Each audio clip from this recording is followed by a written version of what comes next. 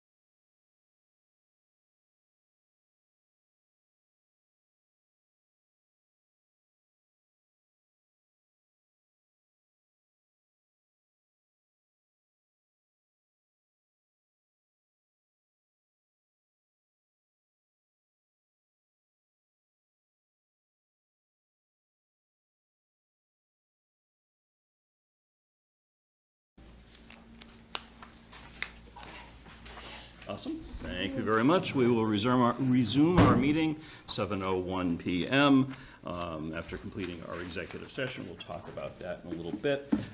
As I mentioned when we opened the meeting, we are being recorded. So after return to open session, the first item, as always, is public comment. Is there anyone in our audience who wishes to make a public comment this evening? John, come on up. Thank you. Thank you, Mr. Chair. John Rappa, 105 Westland Terrace. I've got a question about your September 23rd Select Board meeting. At that time, you had a vote on the fire station article, and you approved it collectively as a majority, and two of your members declined it. They said no. I have no problem with their votes. But I have a specific question about Mrs. Maselli's comment about brownfield. About what, please? Brownfield. Yes. Can you give us some feedback on what concrete evidence you have that there is a brownfield? I'm situation? going to interject just for a second that if Lisa wants to respond, she can, but typically with public comment, it's somewhat unidirectional and we take under advisement. Okay. And so I wouldn't, I don't think you're in the obligation to respond just in a general practice, but you can if you would like. I will take the opportunity to respond a little bit. On the website of I believe it's called the EEP, which has a lot of areas of brownfield listings. 61 and 65 was listed as a brownfield, probably back in when the Pierce gas station was still there, and that they went for, when you list as a brownfield, you get finances from the state, if you apply for it, to clean it up. And during that time, and I spoke with the person who was involved in those reports, that they used the money from the state to clean up the gasoline leakage, but not the oil leakage. So that was left behind. And on further items on that site, there shows this to be listed as a brownfield. It's not my decision to list it, it's just on the website that way. And it goes into further having, you can research and you can see what has been done and the certificates that have been on it. I have a report that Capital Environmental did and presented to the town in July. They did a number of test wells there. They all came up negative. They went down to a depth of 8 feet on 8 specific test wells there. So there's no evidence of any petroleum products, heavy metals, or anything. So the property should be clean. It's conceivable that, if it's a government website or whatever state website, that it's not up to date.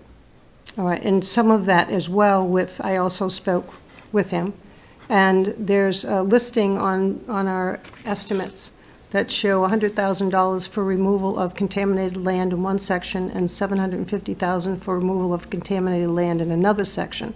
Could you tell me where that lies on this? My understanding is that there's earth that's got to be removed as part of the site preparation and digging into the hillside. Now, if there's contamination, it's not uphill. No, I would think not, but it's listed on these forms that we received. I don't think it's depicted as contaminated. I don't think that's accurate, Lisa. It's earthwork. It's on the, And it's both it estimates. passed through the Conservation Commission. So I think your statements are misleading. Well, I don't want that on the record, that my statements are misleading. I saw what I saw, and I reported them. I didn't make any more remarks than reporting what I saw, Okay, and they're not misleading. all right, thank you. John? Is there anyone else that wishes to provide public comment at this time, either in person or over Zoom? Just, if you're Zoom, raise your electronic hand. I see Give Chase standing up. Good, come on up. I can speak to that concern of his if he wants. I've been in touch also with the chief on the matters of, the cleanup activity there. at Sorry, the if site. you could just state your name and your Anyway, address. Yeah. I forget, I apologize. That's all right. Give Chase, 6 Kimball Lane, Northborough.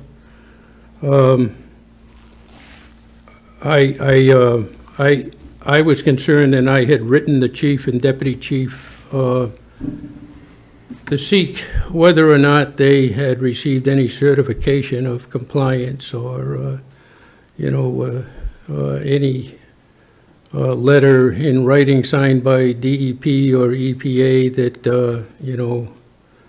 absolves the town and the residents here of any future contaminations or problems that might surface.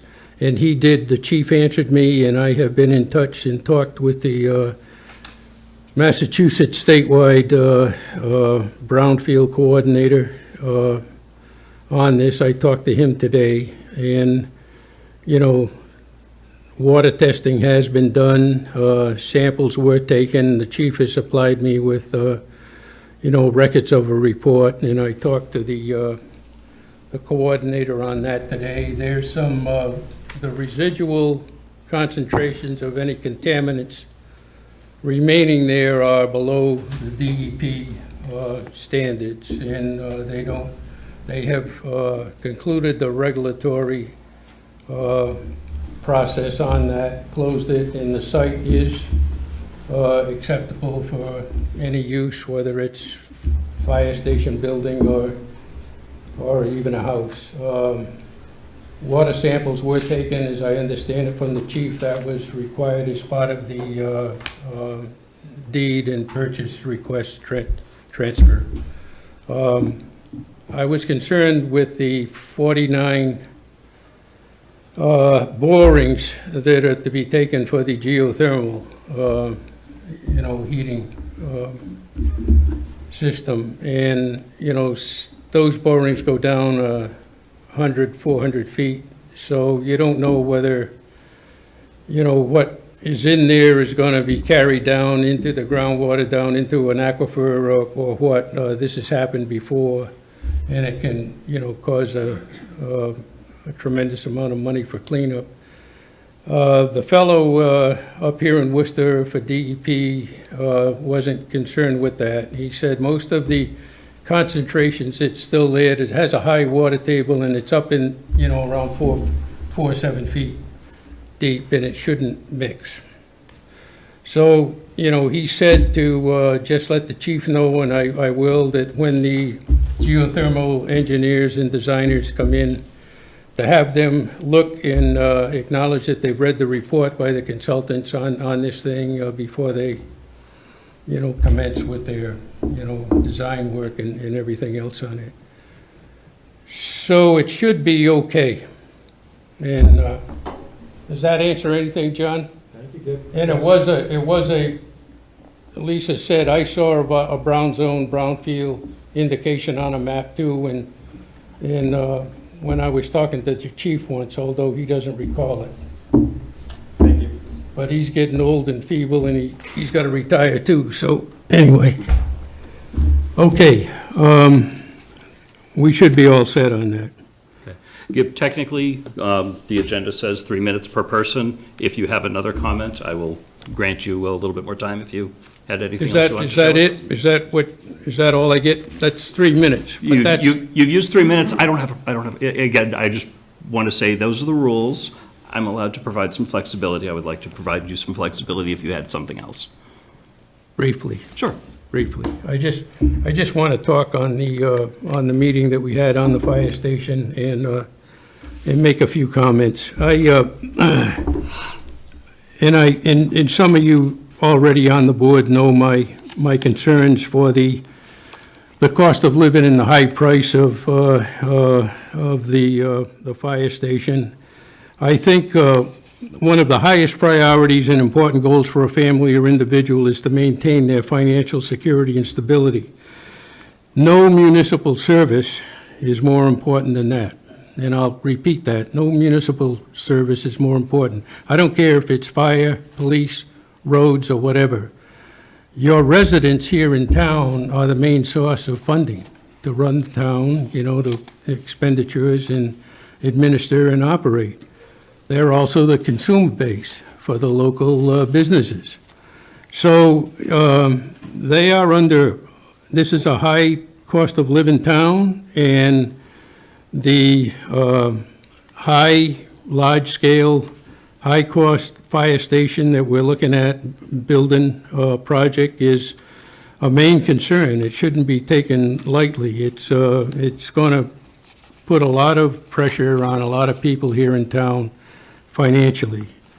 When you bypass Prop 2.5 and the debt and tax levy ceilings increase, it exposes the citizens to long-term, you got 30 years here, abuse. It could turn into abuse of their financial resources. You're going to still have property assessments that are going to be made and go up. You could run the risk of tax liens if we default on payments, and this is a big amount of money. We're talking multi-millions here. Interest rates may change. There's been 50% cost overruns on constructions. It's on some of these and other towns here in Massachusetts. And so it's a major concern that I don't think has been given enough attention. I was disappointed with the meeting on October 8th. I thought the residents' questions and voice kind of didn't really get enough attention. And I think there's a lot of information that hasn't been forthcoming yet on the real cost of this to the citizens here in town. I think both the Finance and Appropriations Committee should be acting in the best interest of town residents, and as responsible stewards of public funds, ensure that all capital project costs are revealed and that financial impacts to households and individuals are fully and honestly explained. Finance usually, they are responsible for undertaking a financial impact to household finances here in town to residents when you have projects like this. And I haven't heard or seen anything, to that extent that's been done.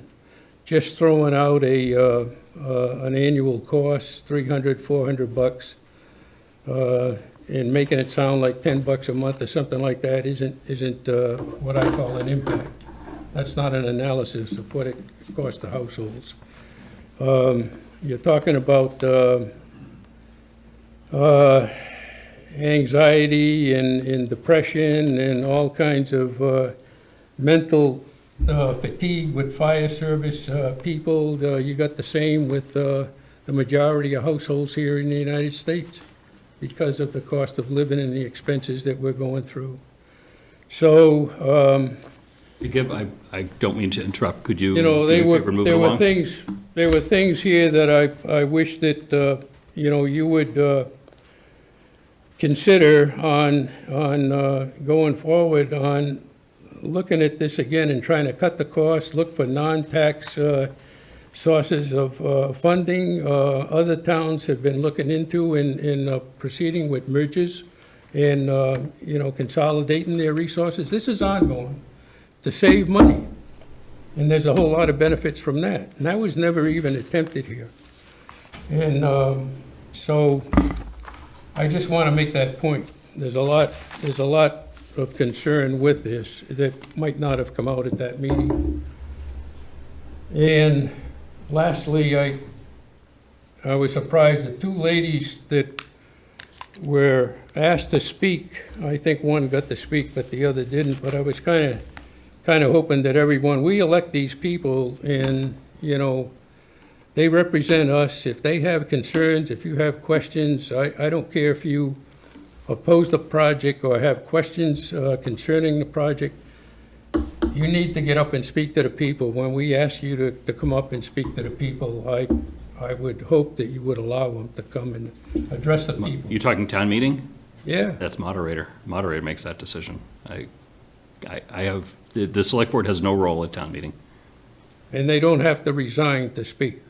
Resign? No, of course not. Okay. Thank you for all your time. Thank you. Thank you. Thanks, Skip. Okay. Does anyone else have public comment before we continue?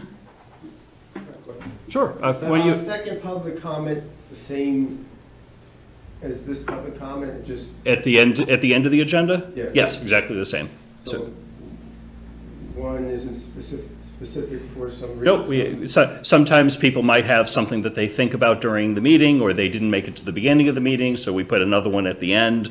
If you have anything, I can wait till the end. you sure? Okay, great. Be about 45 minutes?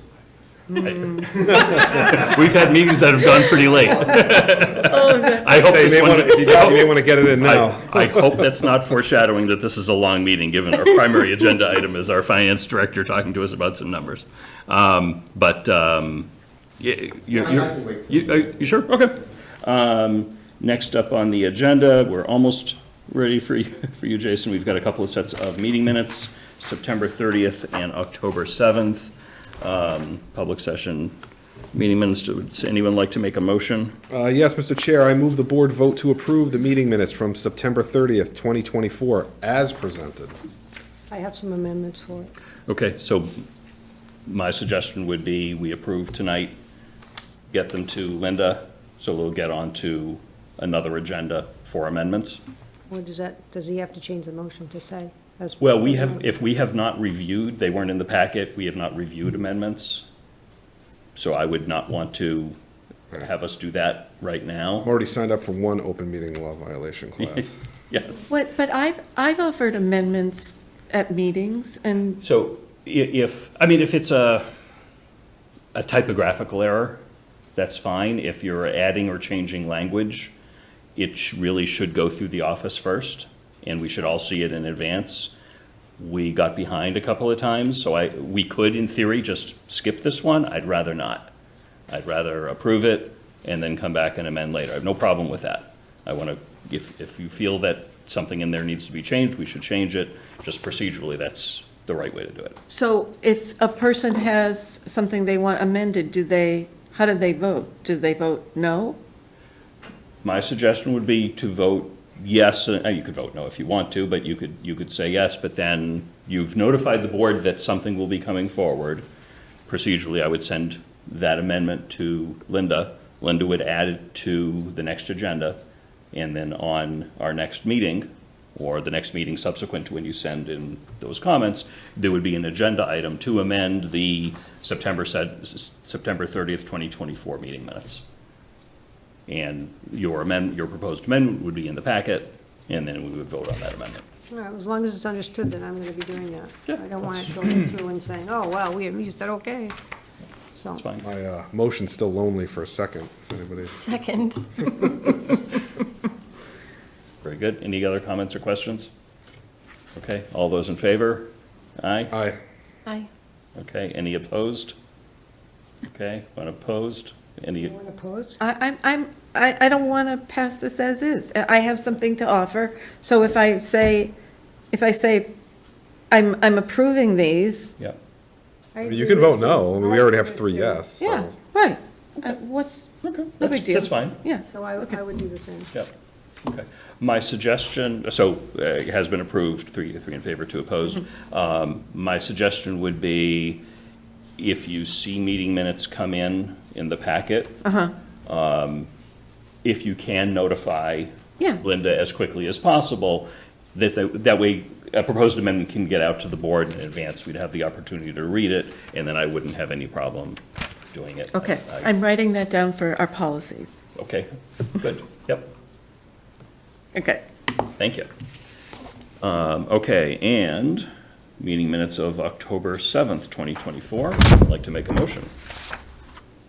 I move the board to approve the meeting minutes from October 7th, 2024 as presented.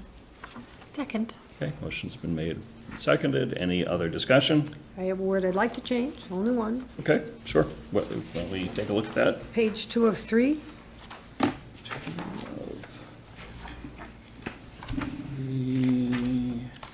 Yep, It says preparation for town meeting and review of articles and recommendations. Not necessary due to time constraints. I would say not done due to time constraints. Necessary is making a determination. yeah. Yeah, I mean, I think it was both not necessary because there wasn't anything new, but it was also not done because we were time constrained. So I agree. So not done, I would prefer not done. okay? Are we okay with that? Sure. Okay, Yep. Linda, you've got that? Okay. Thank Okay, you. thank you. So I'll take that as a friendly amendment to the motion. Thank you. Already been made. Any other discussion? All those in favor, say. Aye. Aye. I see that as unanimous. Meeting minutes have been approved with that technical amendment. Fiscal year 2024 financial summary, Finance Director. Jason Little, come on up.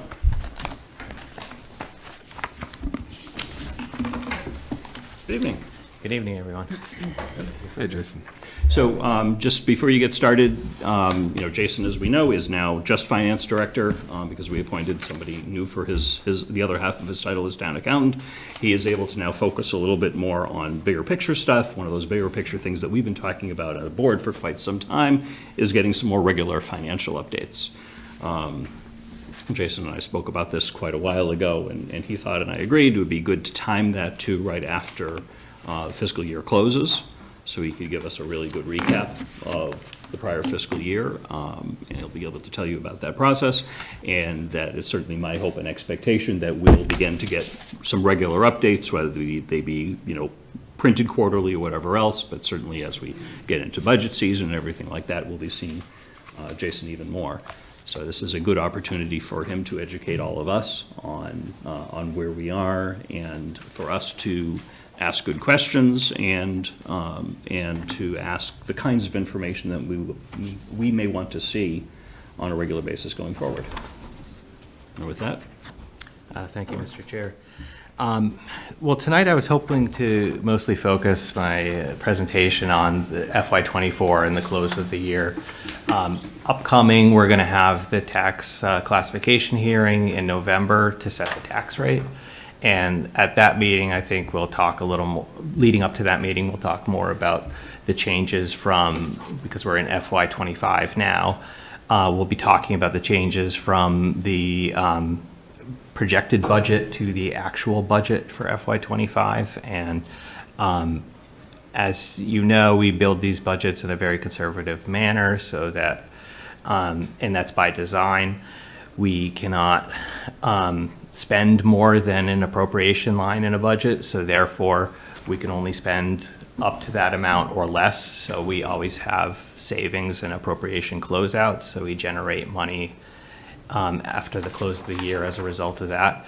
In addition to that, in order to set the tax rate, we have to have sufficiently conservative budgets that the state will accept that we're not going to bankrupt our taxpayers.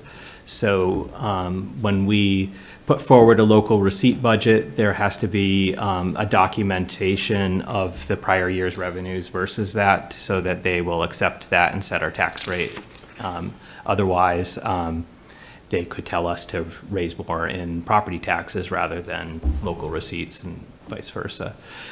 And not vice versa. They would not tell us to lower our local receipt estimates. They're happy with conservative estimates. So I'm making a long tangential way of saying that we will always generate money from the revenue side. So we'll generate free cash on the expenditure side, and we'll generate money on the revenue side by bringing in money above budget. So coming up, we have the classification hearing. So leading to that point, we'll be talking about 25 tonight, and then that leads into the 26 budget. So tonight, I was hoping to just go through. I'm sure you all received the email from the DOR saying what our certified free cash amount was. And it came a little bit earlier this year because the pressure was to get the books closed, to get all the information to the state so they could certify our free cash, not for the general fund, but for the purpose of the sewer articles that were at town meeting this year.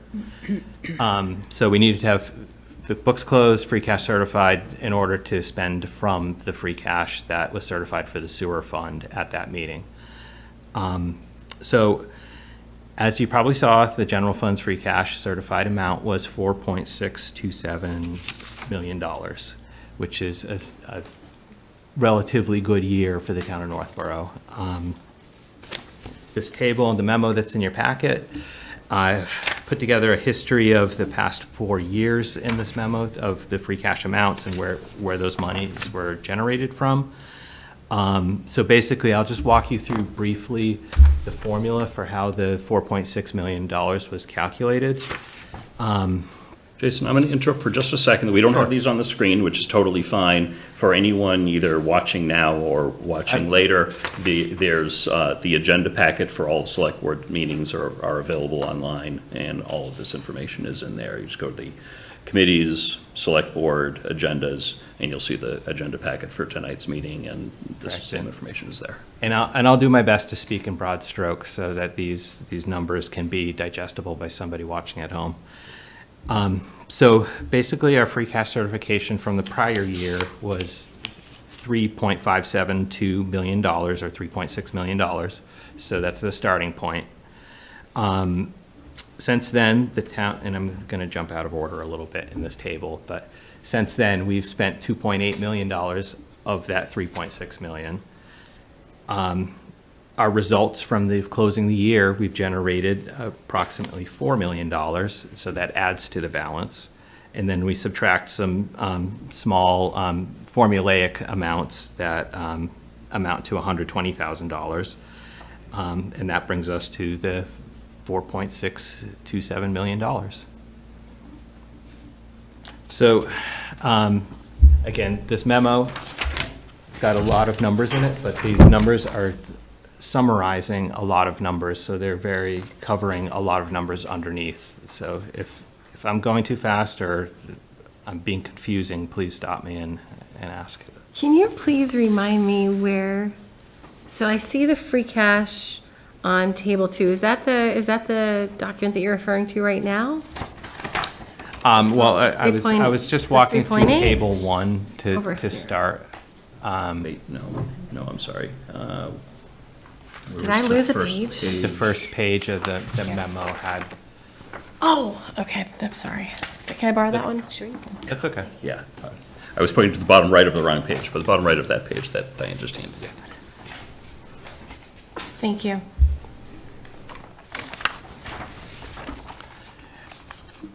So we're talking about the ending free cash of the 4.6 million? Is that the number that we're looking at? Correct, Okay, yes. gotcha. And now you're going to walk through So- where those funds are coming from? Right, so because the town ended with 4.627 and had spent $2.8 million, we carried over, the town carried over $770,000 from the prior year. And so that means to get to 4.6 million, the town generated $3.8 million during the course of FY '24. And then the next table lays out where the $3.8 million comes from, table 2. So we budgeted because of spending of free cash, this is how the budget works out. We're planning to bring in less revenue than we're going to spend because we're allocating free cash toward the budget. For FY '24, that figure was $3.2 million.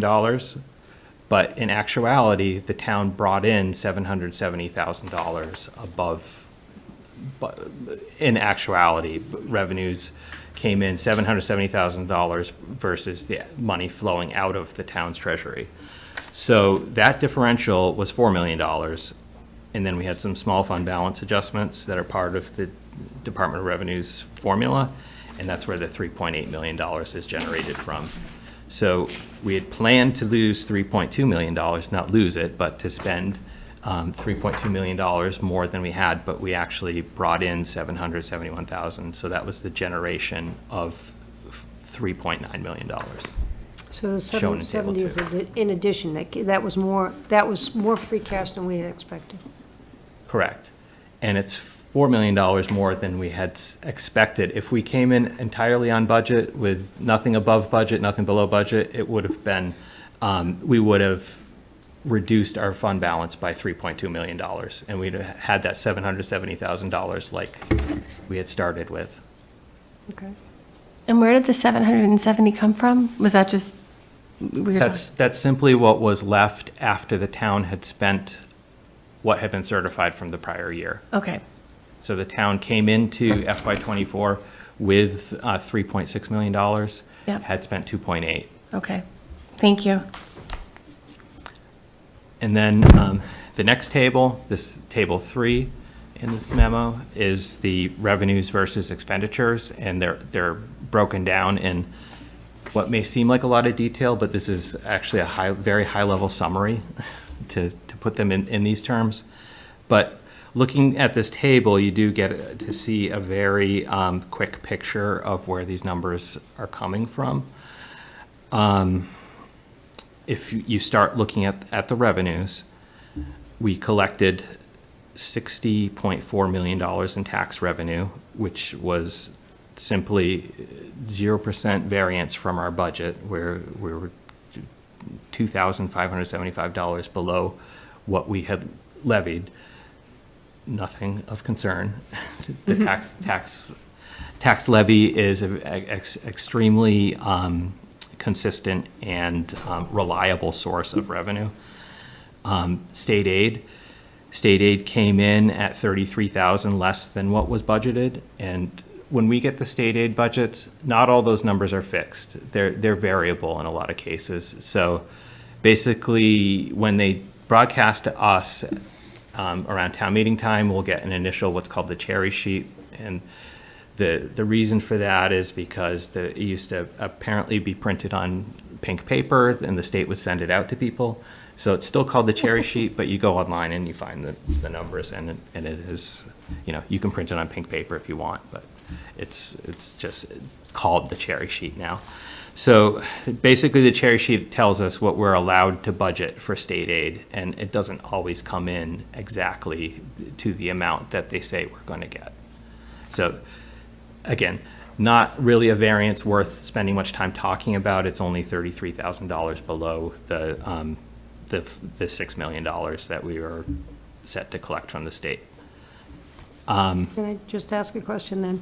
So this means that the state has given us less than what we had expected, correct? Than what we had budgeted, correct, Okay. yes. Thank you. So looking down, the next category, which is highly variable, is the local receipts. And that's made up of, the biggest source within there is the motor vehicle excise tax. And due to conservative budgeting, that was a very large increase over what we had projected in the budget. $752,000 was generated from excise taxes. And excise taxes also include meals and rooms tax. So those numbers are included there as well. It's not solely motor vehicle responsible for the $750,000. The town also, within its local receipts, collects interest and penalties on late taxes, and that's made up within that $227,000, where there was $127,000 was above what we picked as the budget for that number. It was somewhat higher than usual, but it's not a very material number higher than usual. Going down, the next thing of consequence, I think, to discuss would be a big portion of the revenue results was the investment income. And as everybody knows, interest rates are high. When we set the budget for this, we are trying to pick conservatively. We don't know if every month we're going to have consistently high interest rates. I think cities and towns generally have more money on hand and liquid to pay their bills, more so than the average business or definitely a resident. We typically have somewhere between $30 and $40 million at the end of a month, and we generate about 4% interest on that over the course of the year, and that's really what's responsible for the $1 million of excess revenue that we collected within that category.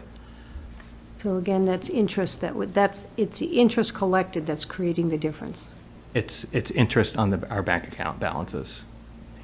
That seems really dramatic when we look, at the 235,000 to, am I misreading that? Yeah, correct. That was the budget that was set, 235, and we actually collected $1.2 million. And you intentionally anticipate pretty low, I assume, because it's an unpredictable amount. Correct, yeah. I mean, if you go back years, and, I have some history in front of me, but investment income has typically been below 1% in prior years. So this year where it's consistently been 4 to 5% across the year. Our treasurer does a great job of making sure money is maximized, and we're maximizing our investment income opportunities in these bank accounts and moving things to the higher generating accounts and so forth. She's done a great job with that. And then interest rates are just high. Okay. And hopefully they'll continue to earn us those rates. Hopefully they'll be low when we go out to bond.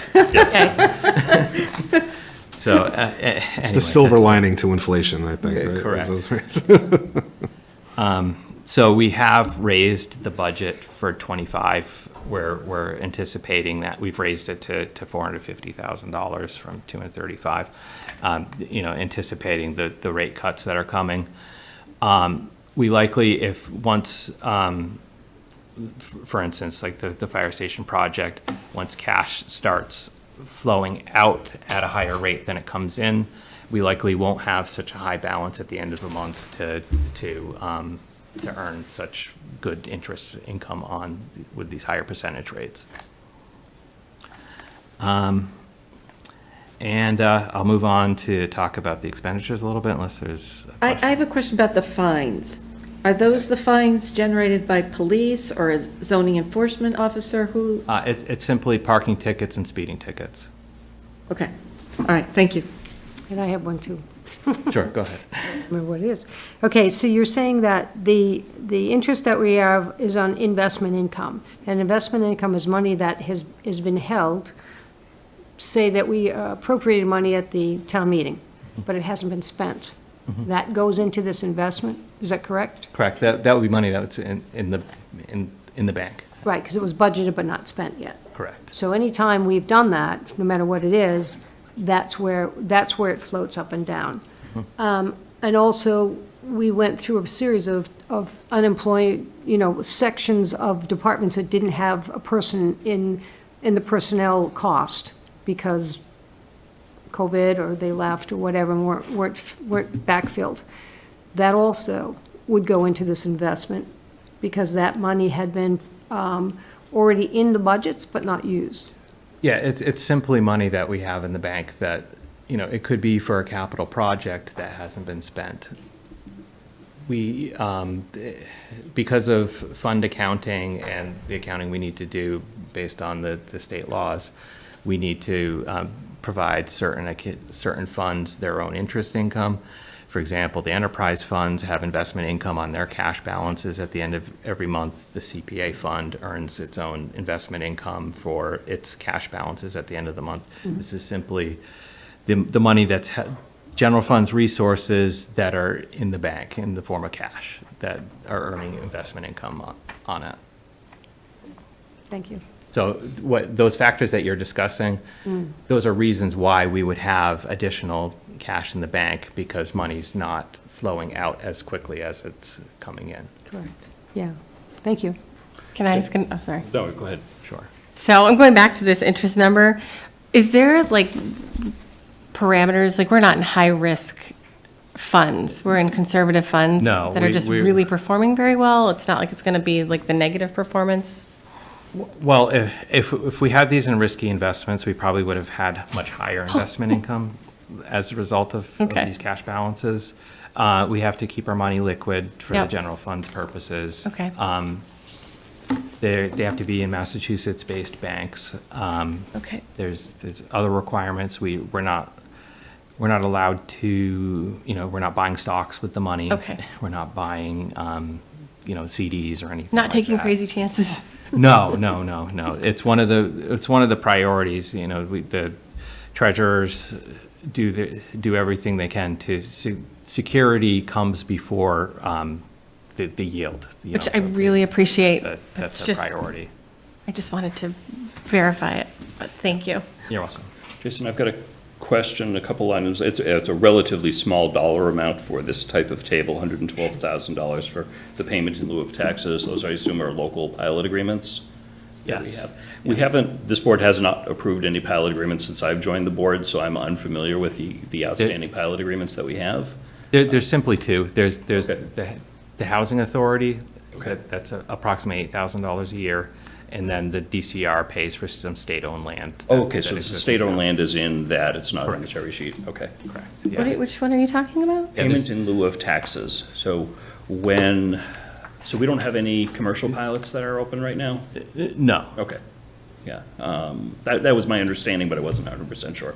So, pilots are used when a town wants to negotiate usually a fixed dollar figure instead of taxes. It can be done for a business coming into town, it can be done with a nonprofit. For example, Worcester has pilot agreements with a couple of the nonprofit colleges that are there. They don't have to pay taxes, but they agree to pay taxes. So we get payment in lieu of taxes from the Housing Authority and Okay. from DCR. Do we have any open TIFs? no. No, okay. So you said Northborough housing is 8,000 and DCR is It's the difference. 112? The 104. Okay, thank you. And you're saying pilot or But payment in lieu of pallet? taxes is what that stands for. Oh, okay. So they're tax exempt entities that are paying us, but they're entered into under, there's a state law that governs how the housing authorities pay pilots, and we adhere to that formula. Okay. It's a formula based on the number of bedrooms in the non-elderly housing that the housing authority runs. Yes. And then the DCR, there's two components of state-owned land. This is the watershed land that the MWRA pays the DCR to manage. So we also have state-owned land that's not watershed land that we get through the cherry sheet. The cherry sheet, okay. It's part of our state aid. Thank you. Jason, the license and permits, is that mostly from permitting for home renovations Yeah, or things like building that? permits and Okay. so forth, yeah. Those can be highly variable. There could be, a large development could come in that has a high level of permits, and so we have to set this based on the budget, based on what we know at the time. So specifics, I don't know of one permit that would have made up $345,000 of surplus in that line, but Okay. So you're not, off the top of your head, you don't have, like, was that just more home renovation activity, or it wasn't, like you said, a specific project, but? I don't have the Okay. specifics of that. I don't think curious. it's any one thing. We're not looking back at saying this was, Northborough Crossing or Avalon Bay or something like that. All right, thanks. You budget 300,000 for that do we typically exceed that by a reasonable amount We each year? typically do, yeah. I mean, relative to $70 million, 300,000 is not truly material, but, yeah, we typically exceed that. And again, we want to exceed all these budgets since it's conservative budgeting. I believe we did raise this maybe another $100,000 for '25. Okay, good. Well, So you're good- expecting that good-ish. to come in? Yeah. Because that's, 115% increase from being conservative or actual new coming in? It's mostly based on just an average of prior years, where we would safely assume that we get another $100,000 Okay. added to that. Because I know we increased permit costs for building Did we? and other things to that nature, so I didn't know if that had any effect. I don't know if we increased the permit fees. Didn't we approve some fees with the building inspector? Building inspector fees, yeah, and going to ZBA, when you apply for a ZBA application, there's a charge that's also increased. So, Well, we can look into that afterwards, but, again, in terms of the overall pie, it's a small sliver of it. okay.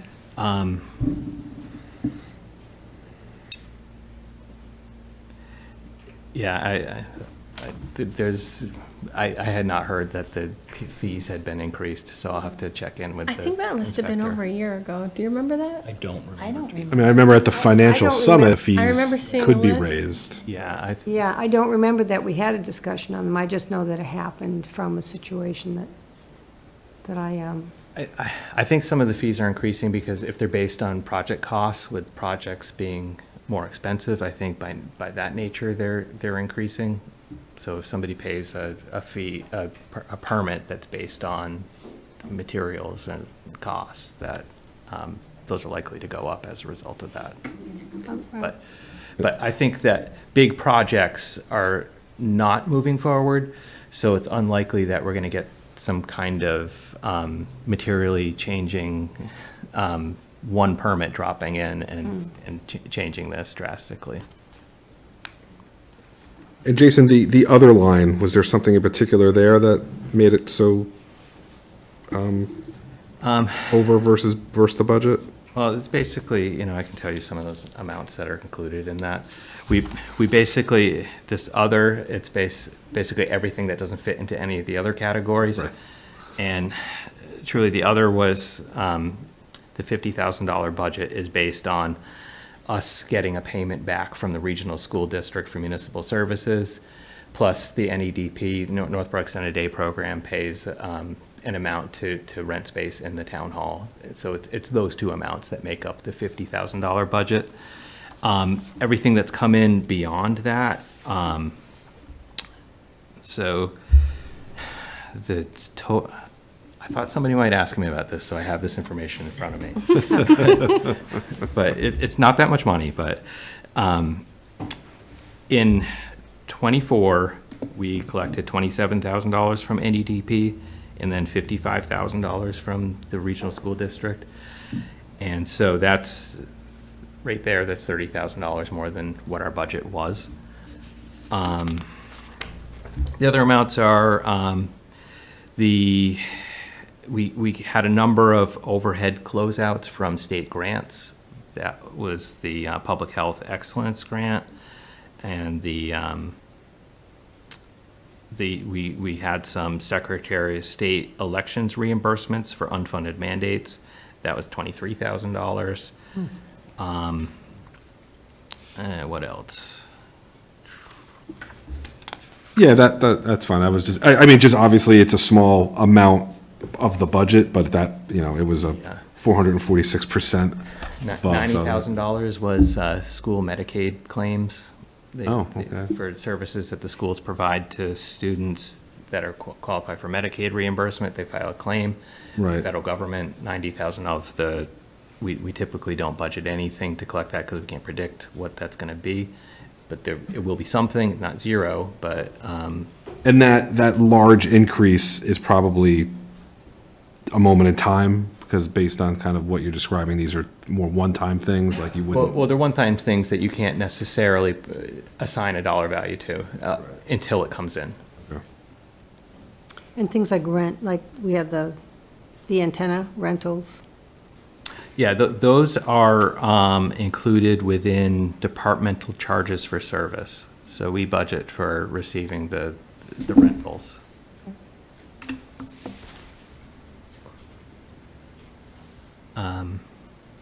If there's no further questions on the revenue, I will move on to talk briefly about the expenditures.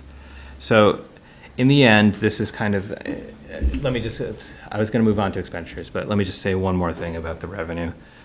This is 3.47% beyond what we budgeted. So we are budgeting pretty close. We try typically shoot for 1 to 3%. 3.47 is slightly better than a typical year. And then with expenditures, we generated $1.5 million from expenditure closeouts based on a $73 million budget. That's 2%. So we're definitely on target with the expenditure closeouts. So going through this, the highest source of closeouts was the employee benefits. And I had been saying that at numerous points during the year, that when we were setting the budget for health insurance, We carried over a 0% increase in the budget for this year. There was a lot of variables with vacancies and so forth. Last year, the health insurance generated about $1 million. This year, it was closer to $750,000. Going forward to next year, having the conservative budget, we have accommodated, we increased the budget 4% to accommodate an 8% premium increase. So we are not likely to have such a surplus in health insurance again next year.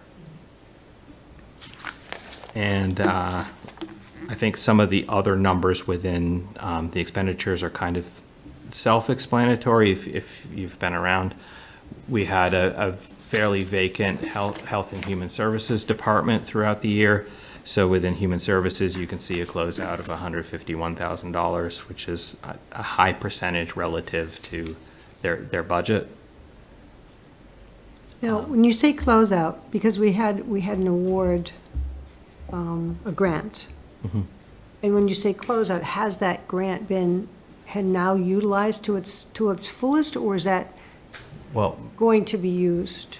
no, it's a if you're talking about the Public Health Excellence Grant, which is funding a lot of the additional positions that are within the borough's partnership for health, that is a multi-year grant. So at the end of the year, we close out a certain percentage for the employees that are Northborough's for their benefit costs and other overhead costs. So that's what I had mentioned during the revenue part of this. The part that I'm referencing is the town's general fund budget for its family youth services department, whereby we had budgeted for an admin and a director, and those positions were vacant for the majority of the year leading up to the reorganization. So they're two things that are related to the same department. Okay, thank you. And then within general government, because it doesn't go anywhere else, the appropriations reserve fund, they closed the year with about $60-something thousand, and that's the largest amount within the $260,000 closing out from the general government portion of town government. Okay.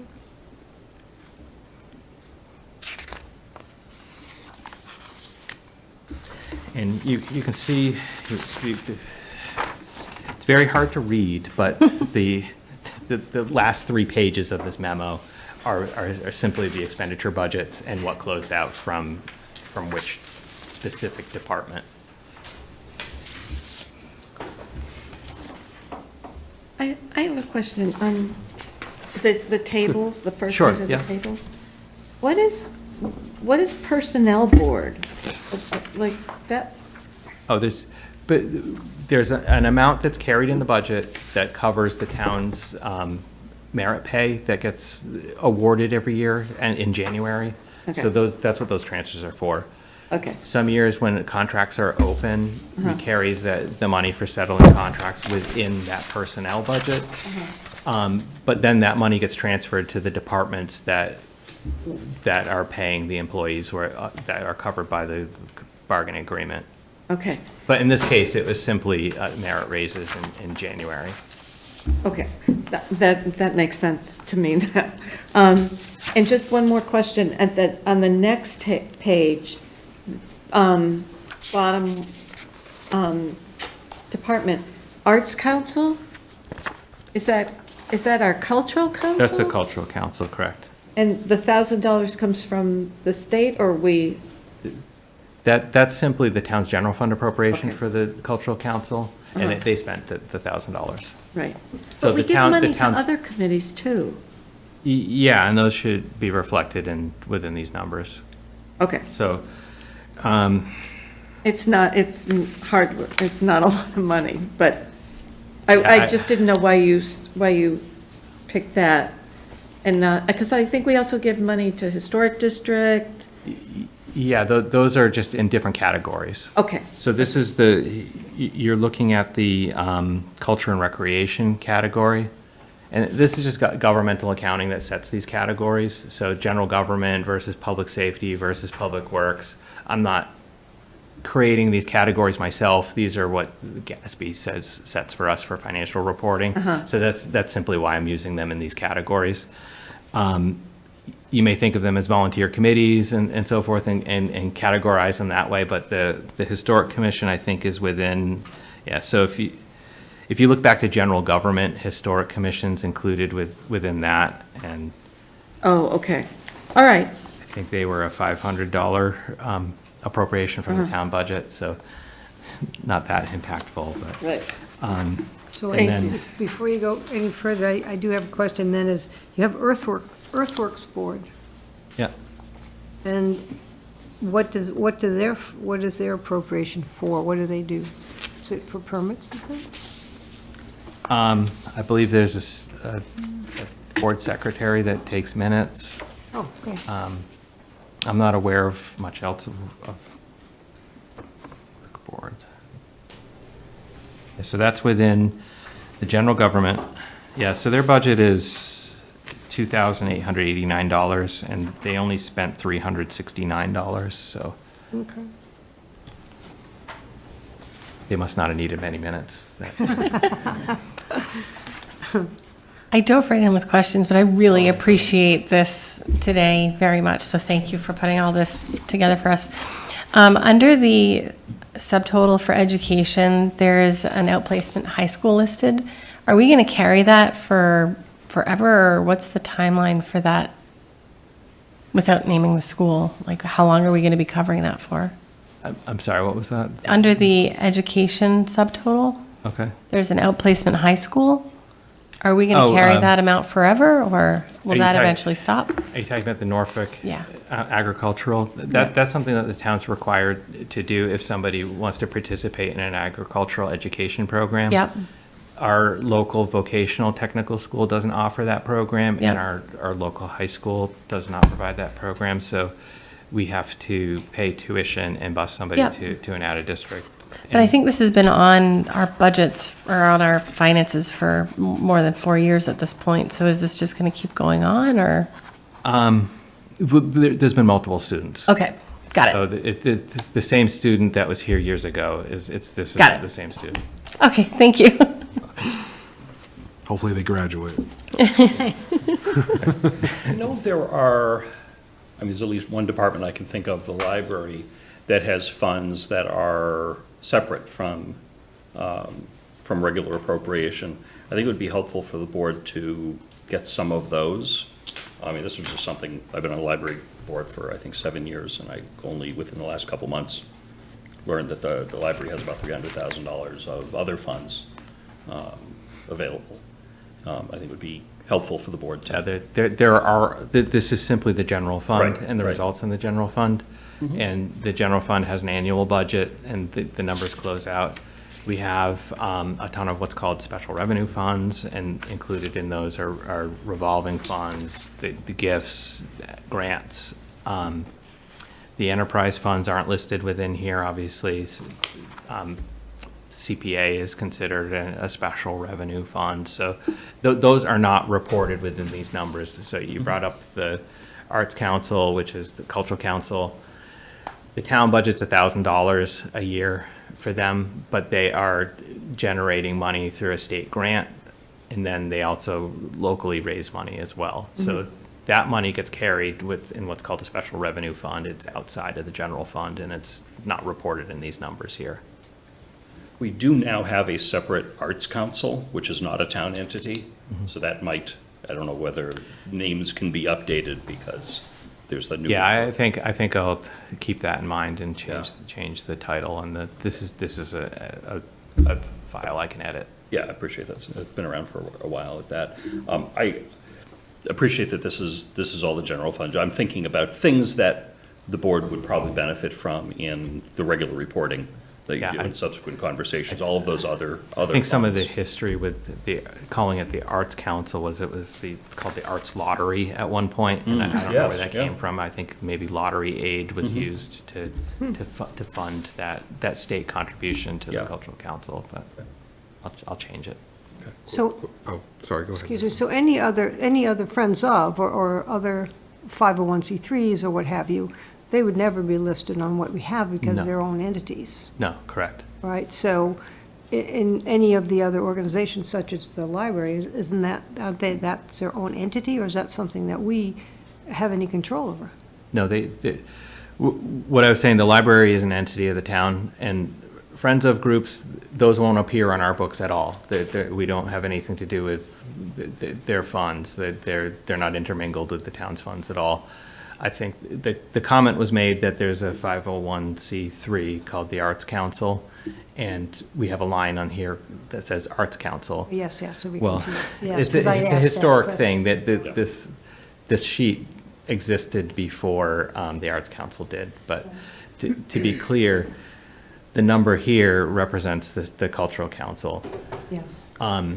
In terms of the question about the library and the other funds that it has and what's called special revenue funds that are outside of the general fund, state law allows certain purposes to be held outside of the general fund and done there. So they can't spend money that they don't have, for example, and there's rules, a lot of the same rules still govern the funds that are in the special revenue funds. They're just not budgeted annually. Right, okay. Yeah, Thank but the you. library does have about $300,000 of town funds that are separate, not the friends of the library. And I just learned about this within the last few weeks. Well, then why do they come for ARPA money then? Good question. As I said, I only learned about that a couple weeks ago. Thanks. Future agenda item, maybe. Yeah, but all of the funds they're disclosed in our financial statements. They're public records as well as the general fund, so there should be no secrets. It's just how to communicate that clearly. It's a different animal than the general fund and the taxpayer funds. And I'm just echoing Laura, that the time that you're giving us and the explanation that you're giving us is magnificent. Yeah. Because we haven't Thank had you. this kind of Thank you. information, done before, and it helps us to then look, it's just like the financial summit, having everybody there. Now we get to see the overview of what's actually happening and not siloed.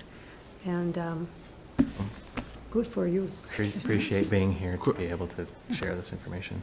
Question, Jason. At a previous meeting, discussion about trying to save some funds so that, say, when the SAFER grant, additional firefighters, when that's, we no longer have the funding from the SAFER grant, that will have maybe some money saved. Where would that appear? I don't think that would be in here now, but would that appear in a breakdown like this, and where would that be? Well, I think if we follow through with some of the ideas that have been brought forward through the process of accepting the grant, specifically the one that I would suggest or recommend would be the Special Purpose Stabilization Fund to save money for a couple of years to plan for onboarding the 8 firefighters into the town budget in the first year, so that there's just not that $1.2 million hit Right. that year that we would save toward it. That would show, the contribution to the stabilization fund would show up within these numbers. So if that answers your question. So if the town were to appropriate $500,000 into a special purpose stabilization fund, I would skip all the way to the last page and put it under these other financing uses, which come right before the end. Oh, okay, that's where it would be. Okay. But it would have to be reflected within our general fund, because we'd be moving money out of the general fund to a special fund. Gotcha. Okay. And then just also, I see the select board listed on there. 200,000 plus in appropriations, year-to-date expenditures 171. You wondering what's your cut of that? Well, yeah, I mean, I know what my stipend is, and it's not near that. No, I was just kind of curious, sort of what falls within those expenditures. If I was sitting at home, I'd wonder that myself, so. Well, I think within select board, I think it's the administrative staff in the select board's office. Is that what that is? Okay. That's the majority of the expenses, and then other, I don't know, they're not, like you said, as you referenced, the select board stipends, I think, what, are they $1,000? Want to make sure we get that on the record. They're immaterial versus, versus the total, Yeah, I but think it's the about budget's. $1,000 a year or something like that. Yeah, yeah. So I have a couple more questions. Sure. One of my areas that I'm very sensitive about is free cash. And I feel like that huge increase for this year, I understand where it came from. But I feel like when we have such a big number in free cash, it impacts our taxpayers. Because I feel like we put these big numbers on projects and then we come in less. As a town, I would really like it if we could look at budgeting for projects on a more conservative effort. I understand the desire to have a bigger free cash amount just for stability purposes. But I think right now, when funds are in such a critical area, we do have some big expenses coming up, I would like it if we had more constraints around how we budget for projects. So that's just one comment there. And the other question that I had is that I know that, and I don't know who this would be better directed for, but we do have the capital improvement plan that I think hasn't been reviewed. I think it expired, or the 7-year plan ended in 2023. Is that the financial planning committee that will be reviewing that and updating that, or where is that going to? Well, the CIP, it does get updated every year. Okay, So it's a 6-year plan. Yeah. So we look at the current year plus 5 years in addition to that, and Yeah. that's per town code. So it does get updated every year. Yeah. So I think now, what we're seeing is, and we discussed this at the financial summit, we're starting to see, we're looking at the impact of some of these large projects that are kind of bunching up in the plan, and looking at whether that would fit within the town's policies that the town set for itself in some good times when these Yeah. projects weren't coming, or project costs weren't escalating. yeah, I think to that end, typically our financial policies have led us to call free cash a one-time revenue, and we look at the items in the capital plan as being one-time expenses. yeah, Even though, it's arguable, you're going to replace, you buy a fire truck, and, as expensive as any fire truck is, you're eventually going to replace it with another one. So when I say one-time expenses, they're more like longer term expenses, and that's the definition of what would go into capital: $25,000 and a lifespan of 5 years or more. yeah. So if we take this number for free cash, the $4.6 million, the CIP for FY26, we looked at this during the financial summit, and we assumed we were going to have $2 million to apply of free cash toward the CIP. So basically, with $4.6 million, that means we have got about $1.2 million more than what we were sort of projecting or expecting that the money would be applied toward. The CIP that was prepared for 26 still had $3.8 million of debt related to it. So Okay, we may or may not, we could defer things, but we're probably not likely to be deferring debt for some of the vehicle replacements and things like that. and is the updated CIP, is that on the website? Because maybe I wasn't looking in the right place. It should be within the budget documents. Okay, I'll go but, back. Because it was Since the probably, budget was somewhat unconventional this year in terms of the documents that we put together, I don't know. I Okay. can't point to it's right there. no I problem. can't say that. No problem. I can go back and look in there. Thank you. But the financial planning committee is concerned with the CIP Mm-hmm. and with their report and determining whether something's affordable or not in their view. And they did regularly look at each one of their meeting packets, included the CIP as it was being developed for the 6 years. Great. Thank you. I want to follow up on a question Laura asked, which is on the free cash at 4.6 million, which is probably not going to recur at that high level. And I was going to ask, well, what are your thoughts on how that gets used or how that gets allocated in some way? I think you've, to some extent, already answered that. I Right. appreciate that you don't want to use it for recurring expenses because you can't predict year to year what it's going to be. And especially in light of it, and again, it's an important point to make that once you start relying on surplus to fund your operations, you could be setting yourself up for an operating deficit or a structural deficit if those numbers do not recur. And we've talked a little bit about special purpose stabilization funds and setting one up for the fire department once the grant runs out.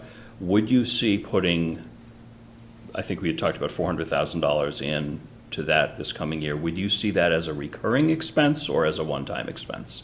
And otherwise, whether this free cash might be suitable to fund that? I think under our policies, it would be acceptable use to fund a special purpose stabilization fund for that purpose. Okay, good. Yeah. Good. Yeah, I think that's a reasonable way to do that, given that we're not going to be putting $400,000 into the stabilization fund every year for that purpose, so, okay. I have a question for you. We own a land that we've taken for tax purposes. It's a bit of land, it's not one piece. Have we looked into, what happens to the value of that land? Because we're not obviously collecting taxes on it. So how do we take that asset and then get revenue from it? Has that been looked into in the past? I or- suggest like the tax-taking property that we've, Right, because or we own, now we have deeds foreclosed on about. properties that we own because we took it for taxes.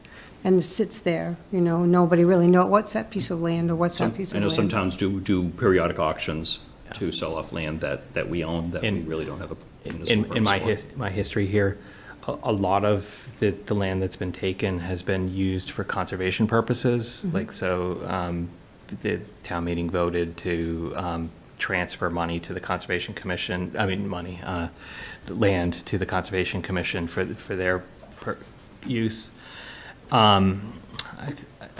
It's a hard question to answer because I don't know how much valuable land that the town is sitting on that could be dependent on the market.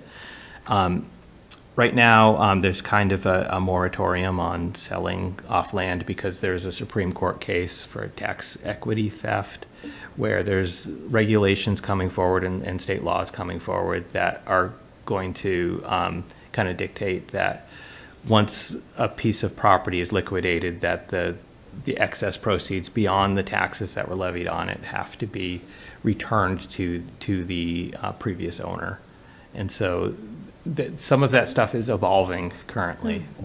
It's basically, we haven't moved quickly to sell land, but we collect 99.9% of our taxes, so we don't have a huge portfolio of tax taking land.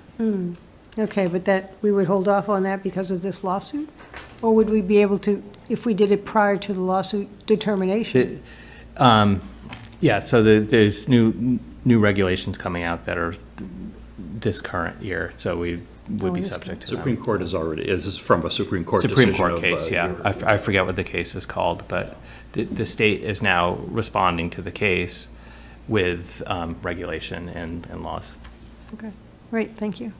I think, following up on that, I think it would be helpful, whether it be maybe from the assessor's office or the treasurer's office, to get a report, just a one-time report on all of the town-owned land that we have in town, maybe both a list and a GIS map, something like that, so the board can start to understand, all right, maybe here are a couple of parcels that at some point, once that law, those regulations sort out, we may want to put on the market.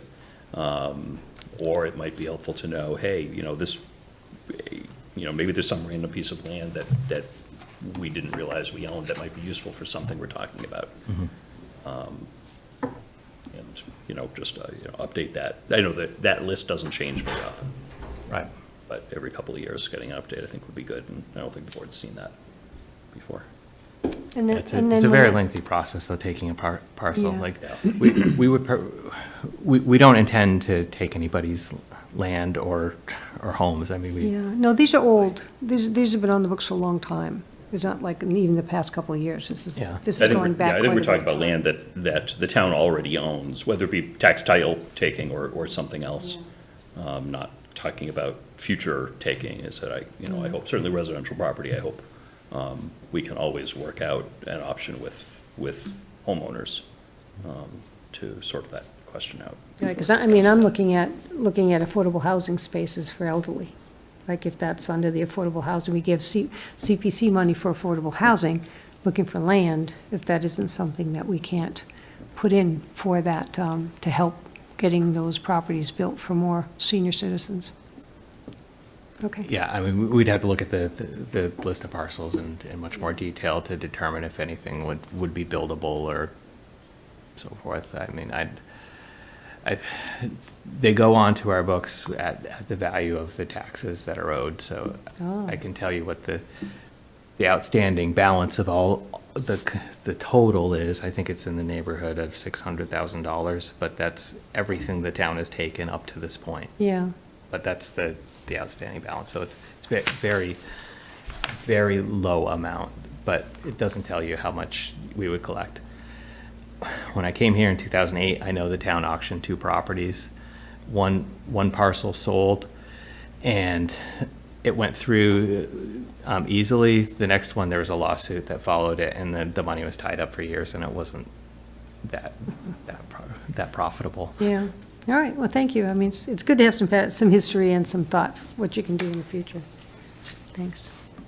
Does anyone have any other questions for Jason while he's here? Anything else that we want to see that we haven't talked about for, again, say, quarterly reports or anything else? I would love that. I also appreciate, there's the documents that have been left for things that are going on and finances that are coming through. Being able to look through those has been nice, Oh, good. and those are left out. And then when will the state, when will we have the auditor visit? Is that going to be in March again, or when would that ideally happen? Well, I'm not exactly sure when they're going to do their field work. They haven't Okay. done it yet. We closed the books relatively early this year, so we've been uploading, most of the time, auditors don't come on site until they're ready to do the audit, so we upload a lot of files to a portal, and Yeah. we've been doing that since we've closed the books now. I don't know exactly when they're going to come out and do the audit, but they can because we are closed. So, great job on getting that done early. I think that's the only time. Yeah, and I know that thank was you a for all lot the of, work a to do lot that. of work Thanks, yeah. to get done. Especially with everything else going on. Thank Well, you. I appreciate having the other person when we've just, Diane helped with this, and we have just hired an assistant town accountant to replace Katie to backfill her position. The person's going to start in about 3 weeks, so I'm thankful for that. So I think next year, it won't be such an ordeal to close the books early. It'll just be the time we close the books. Great. Okay. Great. Jason, thank you so much. Yeah, and I don't know if it's worth spending a lot of time on, but the DOR also certifies balances for each one of the town's enterprise funds, and those numbers are included in this memo as well. But again, I made the big push to close the book so we could get it certified for the sewer amounts, but, but that number's listed here. Thank you. Thank you very much. Thanks. Yeah, thanks. This is great. Look forward to many Yes, future exciting financial discussions. So like I said, what I would foresee is coming in the next time to talk about the differences, as we've gone through the process of getting the town's values certified for the tax rate setting, talking about the differences between where we are now with the FY25 budget versus what we projected at town meeting. And because we do things in a predictable and conservative manner, there's going to be an increase in taxes, but not as much as what we said at town meeting. So there's a glass half full, half empty view on it. And I think I would like one, if we talked about this, maybe a report on all the new hires or how we're going to be bringing in new costs that we haven't had in the past, or reconciling from the ones that we did have, and then the loss of people in those positions to now filling those positions, because I think that's going to be a good amount of money to consider. So, okay. And I think, similar to that on the non-financial front, getting the board an update Updates, on, yep, on come all in. the new people that are coming on board. It's great. You certainly have enough to update on. I know. All right, thank All you. right, well, thank Great. you. Thank you very much Thank for joining you. us. Really appreciate it. Next up on our agenda, we have discussion and possible vote to approve a contract between the town and town administrator Stephanie Bacon. So I will notify the public that during the executive session tonight, we came to an agreement on a contract with Stephanie Bacon. We do have to vote that in open session. So I will entertain a motion to that effect. Mr. Chair, I move the board vote to approve the contract between the town and town administrator Stephanie Bacon. Second. Okay, motion's been made by Laura, seconded by Mike. Any other discussion? All those in favor, say. Aye. Aye. I see that as a unanimous in favor vote. That's very exciting. So per the terms of the contract, Stephanie's first day will be November 4th, which is, what's that, two weeks from tonight? That is very exciting. Today.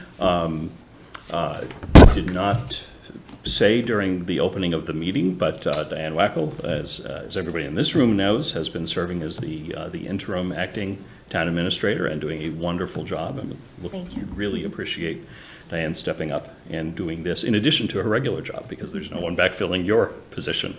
So that has been and will continue to be a great process, and that will help smooth the way for Stephanie joining us November 4th, and I think we have a meeting that night. So Stephanie will be here on her first day. Next up, we have approval and execution of the November 5th, 2024 state election warrant. So the town election, or the state election, has already started. So, and this is one of those things that the state asks us to do, and we have no choice but to say yes. Not that, I mean, they do all the work. So this is the whole state election, including the president and everything else. The only thing that is local to Northborough, which we have already dealt with, is question 6, which is on the fire station project, but the other 5 questions are statewide, and all of the House and Senate and everything else is sent to us by the state. So unless somebody has any questions, as I said, we have no choice. I'll entertain a motion. I do have some questions. question, Do you sure. want to do motion first and then questions? Is it a question that would change what we're approving, or just a question on the process? Just ask your question. Yeah, I'll ask the question. Okay. So, you're not, looking for here, and the summaries, that you've got question 3, 4, 1, 2, 3, 4, 5, with summaries, and then if you vote yes, this is the outcome. If Yeah. you vote no, this is the outcome. And I had a few people ask me about why we didn't do that for question 6. Yeah. And that's, in the future, I think that should be something that should have been addressed earlier on, but I think it would have been very helpful to people who are now confused Yes. as to what's going on. There's no summary, there's no if you vote yes, if you vote no, these will happen. Right. And I think for everybody who has any, they go to the ballot box, and the state does very well by at least giving you, this is what's going to happen. Not are you in favor of doing this thing, but this is what will happen if you do this and Yeah. that in a summary. And I think that we really fell short of putting that down so people could actually see it. Yeah, I've actually never seen a local ballot question have those, and I don't remember if there's a reason why or if just towns never do it. But I totally agree with you. The state law and the Department of Revenue dictates what this question looks like, because it's a debt exclusion question. The only words that we have control over is what the project is, fire station. Right. Everything else comes from the state, and if you look at it quickly, you have no idea what Well, it and is. that's And it one of should. it should have something, because you have, Yes. that's why we're here, is Yeah. to advise them. Yeah, no, And, I agree. It would be great if we could, and Right, I- even if it couldn't make it to the actual ballot, some explanation, put out. yeah. It's tricky because the town can't spend any money promoting the outcome of it, so it has to be super careful about what they say. This might, there might be language that we could write that we send to the Secretary of State's office with the question, where they maybe would review it and say, yeah, that's okay language to include on the ballot. And this is, you know, we probably won't have another one of these. It might be a few years at least. Yeah, before- the Peasley project is the next project that I'm aware of that will come, that would be a debt exclusion project. And so- can we do any explanation online? Like to give the, to Or give right them now, some there have summary? been mixed. Yeah, I mean, I wrote something on Facebook that people could look at. I tried to keep it as dry and boring as possible, but still, it was several paragraphs long as to why, what the thing is. There's, you know, again, the state OCPF, campaign political finance, prevents the town from spending money to promote the outcome. So anything that's written to describe needs to be unbelievably dry, maybe too dry to be useful. The short answer is a yes vote approves the project, a no vote does not approve the project. So, But what are the repercussions of that? Because from what I've heard, there have been comments like, you know, we'll have to cut municipal services or something. so the town meeting article that was approved by town meeting is contingent upon the passage of this ballot question. So if this does not pass, the town meeting action is null and void.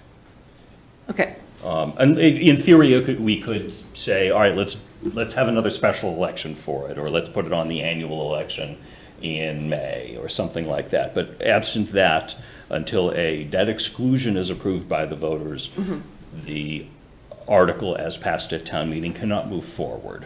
and we'd have to kind of start all over a little bit. We would, what we would have to do, we could decide. You Yeah, know, okay. we would have to make that determination later, but it would not be able to move forward on the schedule that, that the Fire Station Building Committee wants it to move forward. We wouldn't be able to go out to bid, we wouldn't be able to hire Right. bidders, we wouldn't be able to start any construction, because the borrowing of, specifically the borrowing of the money to build the fire station is contingent upon this.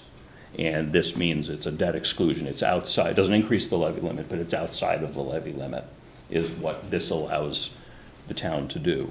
And all towns do all large capital projects this way, so it's the standard way that we Well- do things, and it's the Lincoln Street project, I know the senior center, I believe the library was probably a debt exclusion also. Yes.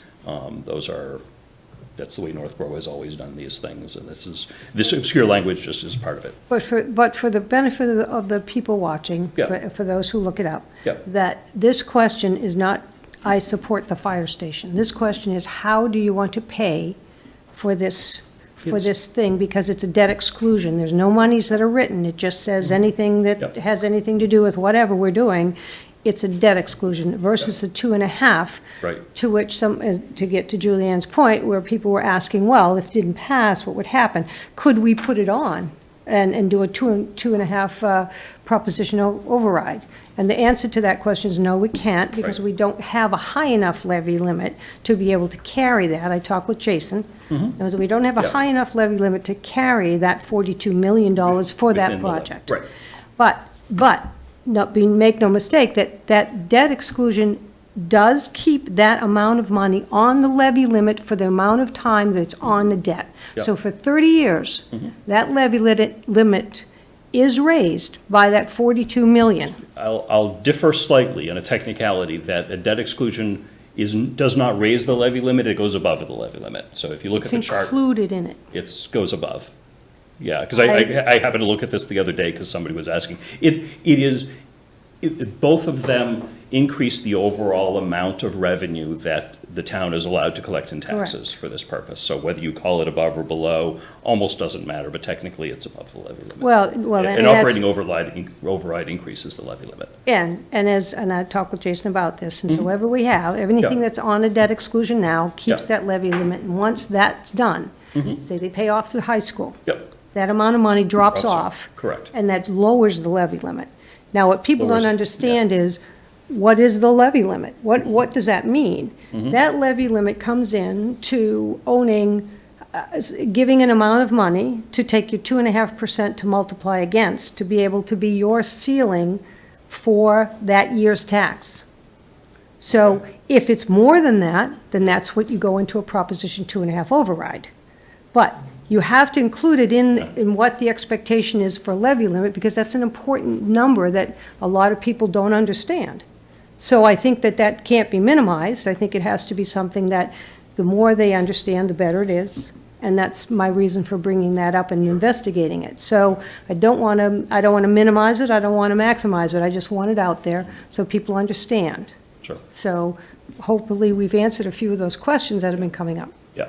So again, it's an obscure technicality. The debt exclusion. Then we don't need to go into it. Yeah, well, just. Let's not summarize it, that's enough. Thank you. Okay.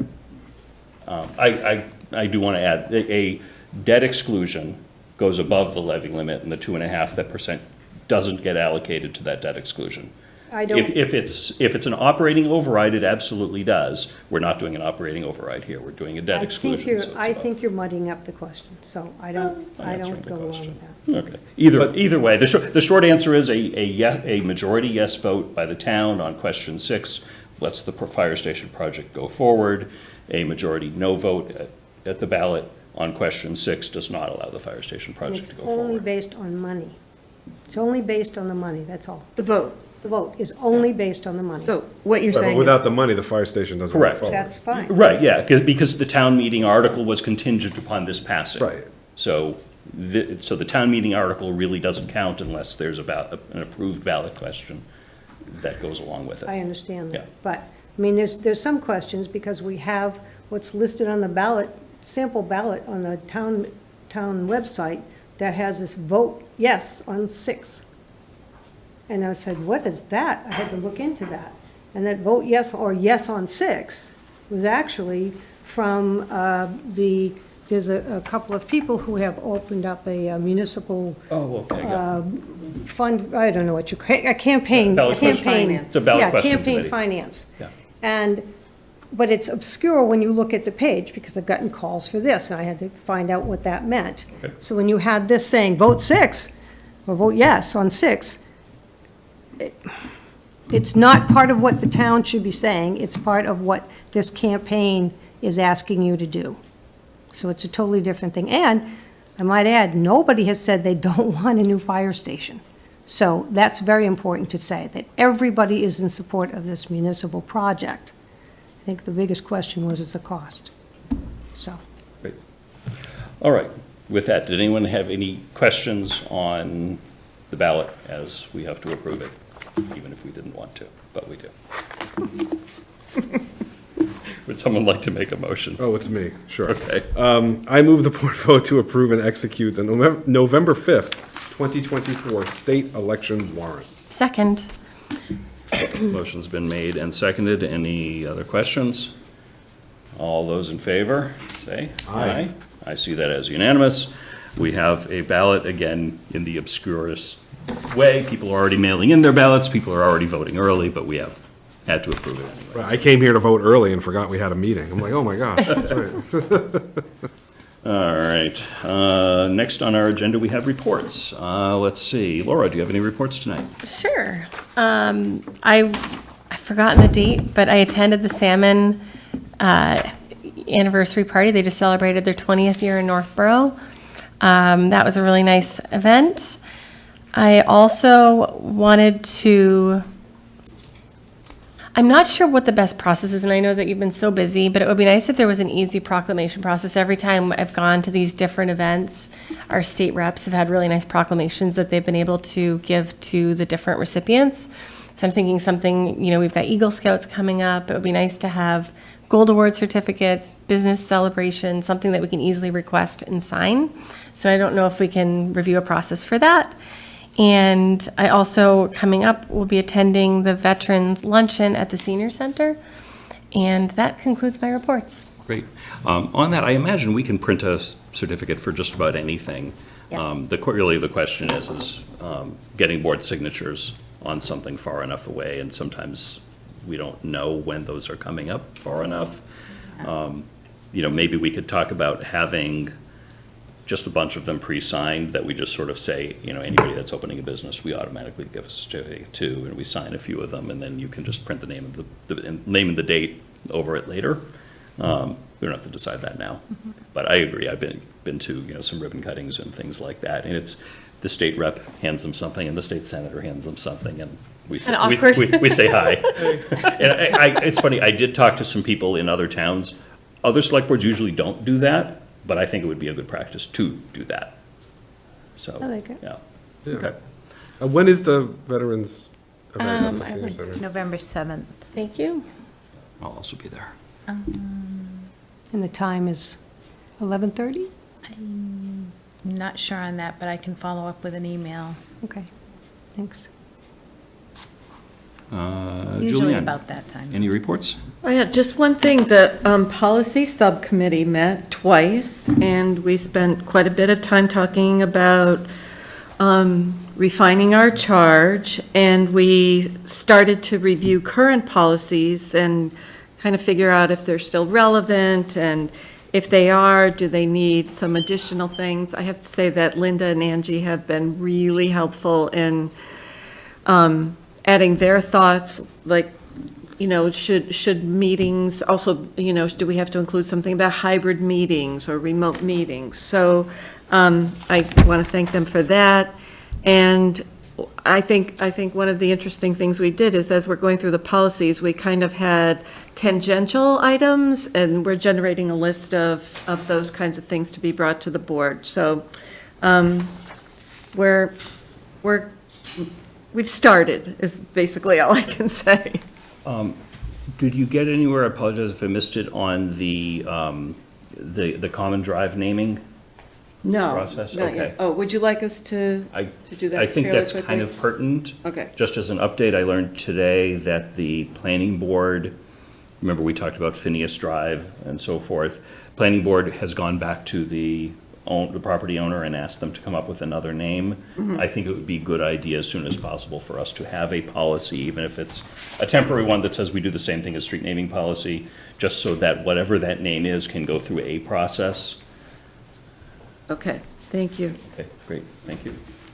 I'm sorry, did you have anything else? No. Okay, Lisa, any reports tonight? I do. I would like to invite everybody to tomorrow night's Trunk or Treats. That's going to be at the Senior Center. What time? I Or can't tell you. 4 4:30? o'clock? 4:30 to 6:30? 4:30 to Sounds 6:30, and, Yeah. please come and get involved. I have, second report, we've received at least 10 letters for a request for the Maple Street sidewalk connection between Ridge Road and Bartlett Street.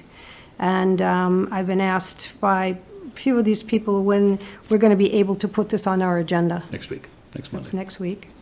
So next Monday, DPW director will be here.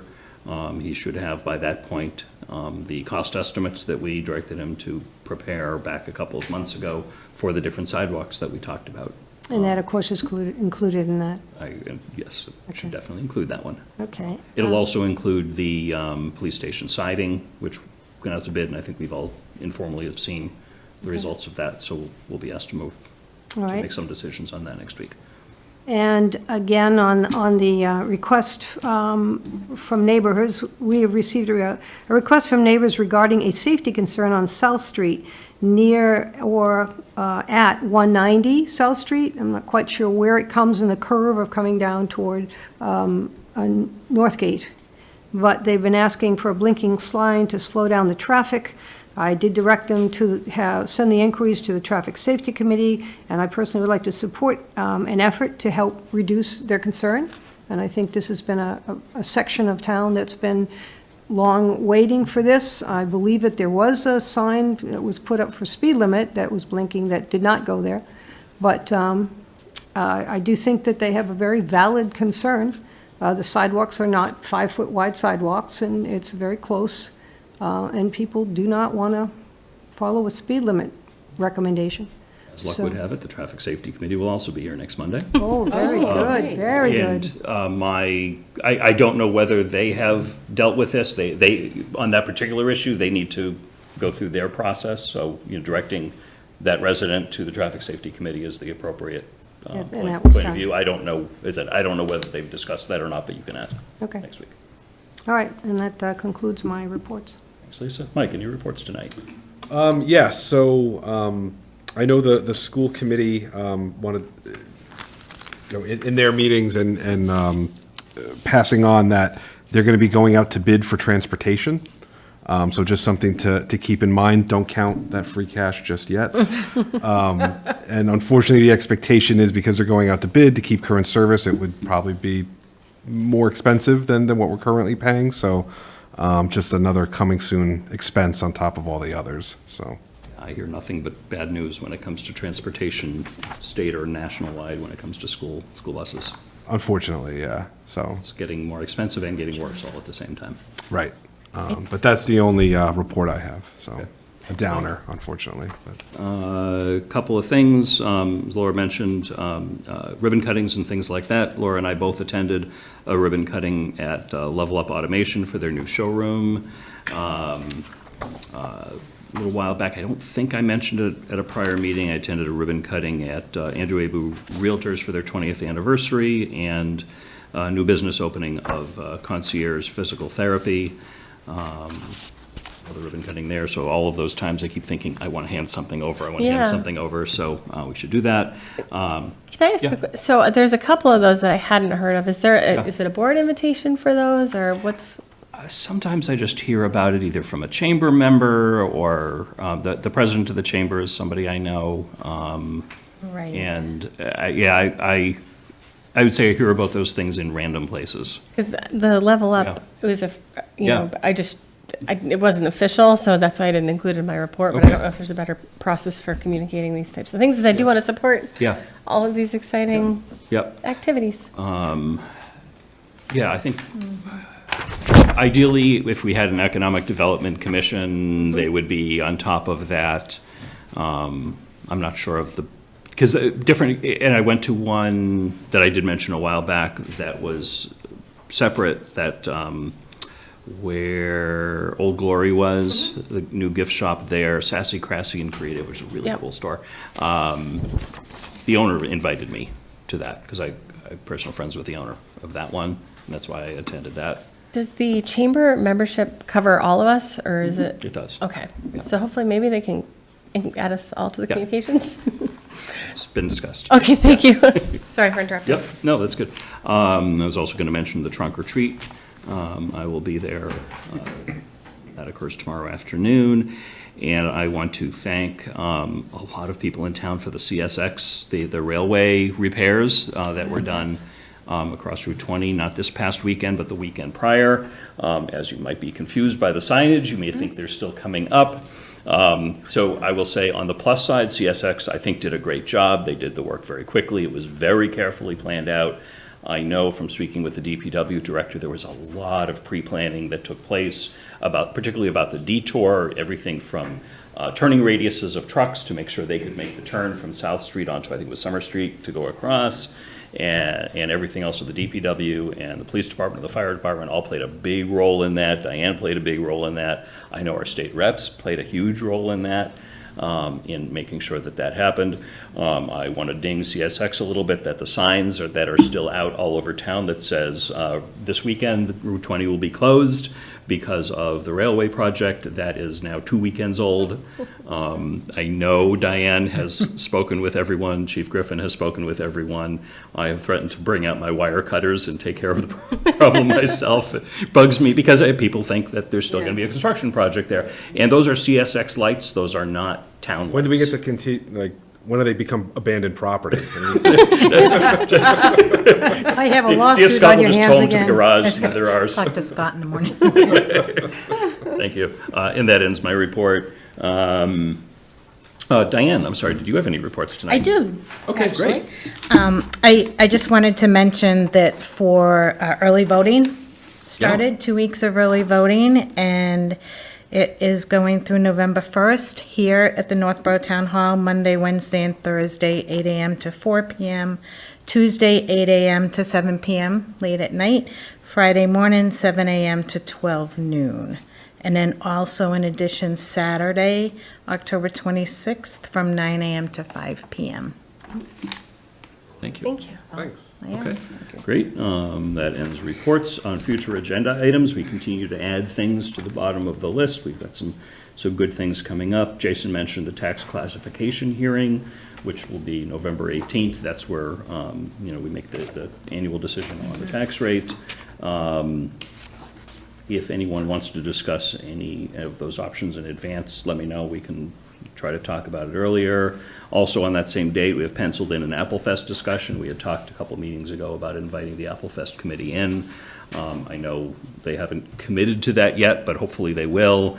If they commit to it, can't make that date, want to make a different date, I'm going to be very flexible in moving that around because I think it is beneficial to have them there to be part of that discussion, but either way, we will have the discussion.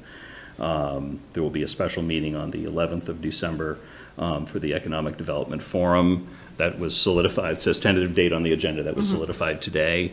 And I think the location is still being sorted out as far as where that will be. And we've got a few other exciting things coming up. Did anyone else want to talk about any of those future agenda items or add anything else at this time? If we need information for any of those, we just go to you and the appropriate department head? Yep, Okay. me, Diane, Okay. yeah, anybody like that? Sure. We're going to have public comment in just a second, but any other business to come before the board before we turn it over to the public? I have a Laura? very important question. So the Northborough Community Affairs Committee is going to be hosting a pumpkin stroll. And they sent us a note asking if we would like to do a pumpkin. So I just wanted to know if the select board had any thoughts on that. And then just to confirm the dates and times, I had this open before, I'm sorry.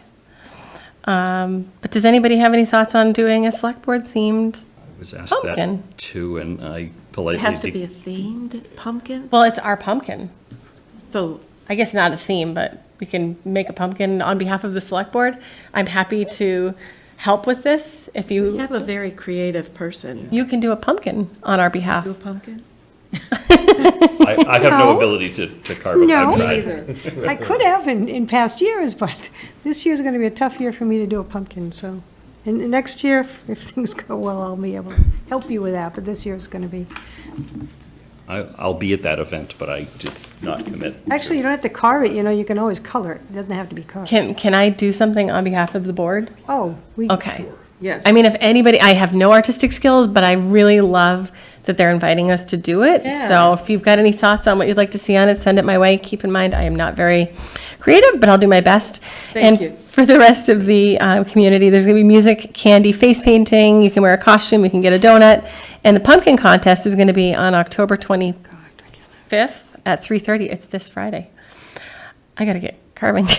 Yep. But you can visit the Northborough Community Affairs page if you've got any questions, and I thank them for doing this. It's from 3:30 to 6 6 p.m. o'clock. Yeah, I'll be there.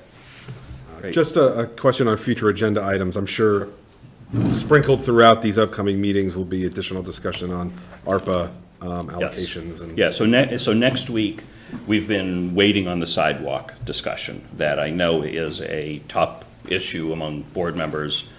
So we'll get some dollar figures, and I hope we'll make some decisions Okay. then. I don't know what that looks like yet at all. Okay, hearing nothing I else. do have one more thing to say, but I Okay. have to find the name. Okay, So give me a second. yep. Thank you. I also would like to congratulate Kate Donahue on turning 70 yesterday. Actually, her birthday was 2 days ago, party was yesterday. Oh, the party was yesterday, okay. So, sorry I didn't make it to the party, but I want to recognize you for all your time of service and making it to 70. Hoorah.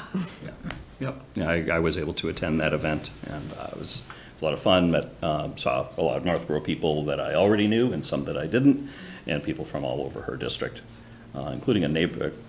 A quirky trivia is she represents a little tiny sliver of Framingham. It's a sub-precinct. Oh, wow. My parents actually live in that sub-precinct, and I met one of their neighbors. That's crazy. at That event. It was kind of fun. I'd also like to recommend that in the future, that we switch 10 to 11. We put any other business before the future agenda items. Because there may be something that comes up Before, in any other business to come before the board that we might want to put on a future agenda item. Yeah, I mean, we can mention those under either, but if we want to switch the two of them, it's fine with me. Okay. Lindy, you got that? Yep. Good. Okay, anybody Thanks. have anything else? If not, public comment. If anyone in the audience, whether it be in person or remote, would like to come before us for any purpose really whatsoever, now would be the time. Thank you for sitting through our meeting. How are you? Very good. I If you could- enjoyed it. Thank Sure. you. If you could identify yourself, state your address, and let us know what's on your mind. Robert Entwistle, at 173 South Street. And I'm really familiar with the traffic on South Street at that area, so a lot of concern about that. Am I allowed to ask questions too, or just comments? I mean, in theory, it's for comments. You can ask questions. We may or may not answer them, Oh, yeah, particularly yeah. if we don't have the answers. handy. Yeah. It's regarding the town meeting, some of my comments and questions regarding the town meeting. First question, to use the school, was there a rental charge to the town? Don't think that, not that I know of. Does there? Okay. do we know? They Yes, do? there's a bill for like a custodial. Oh, okay, yeah. We do get billed by the school. Okay. Okay, all right. But the reason That's your answer. the reason I ask is, I'm involved with pickleball.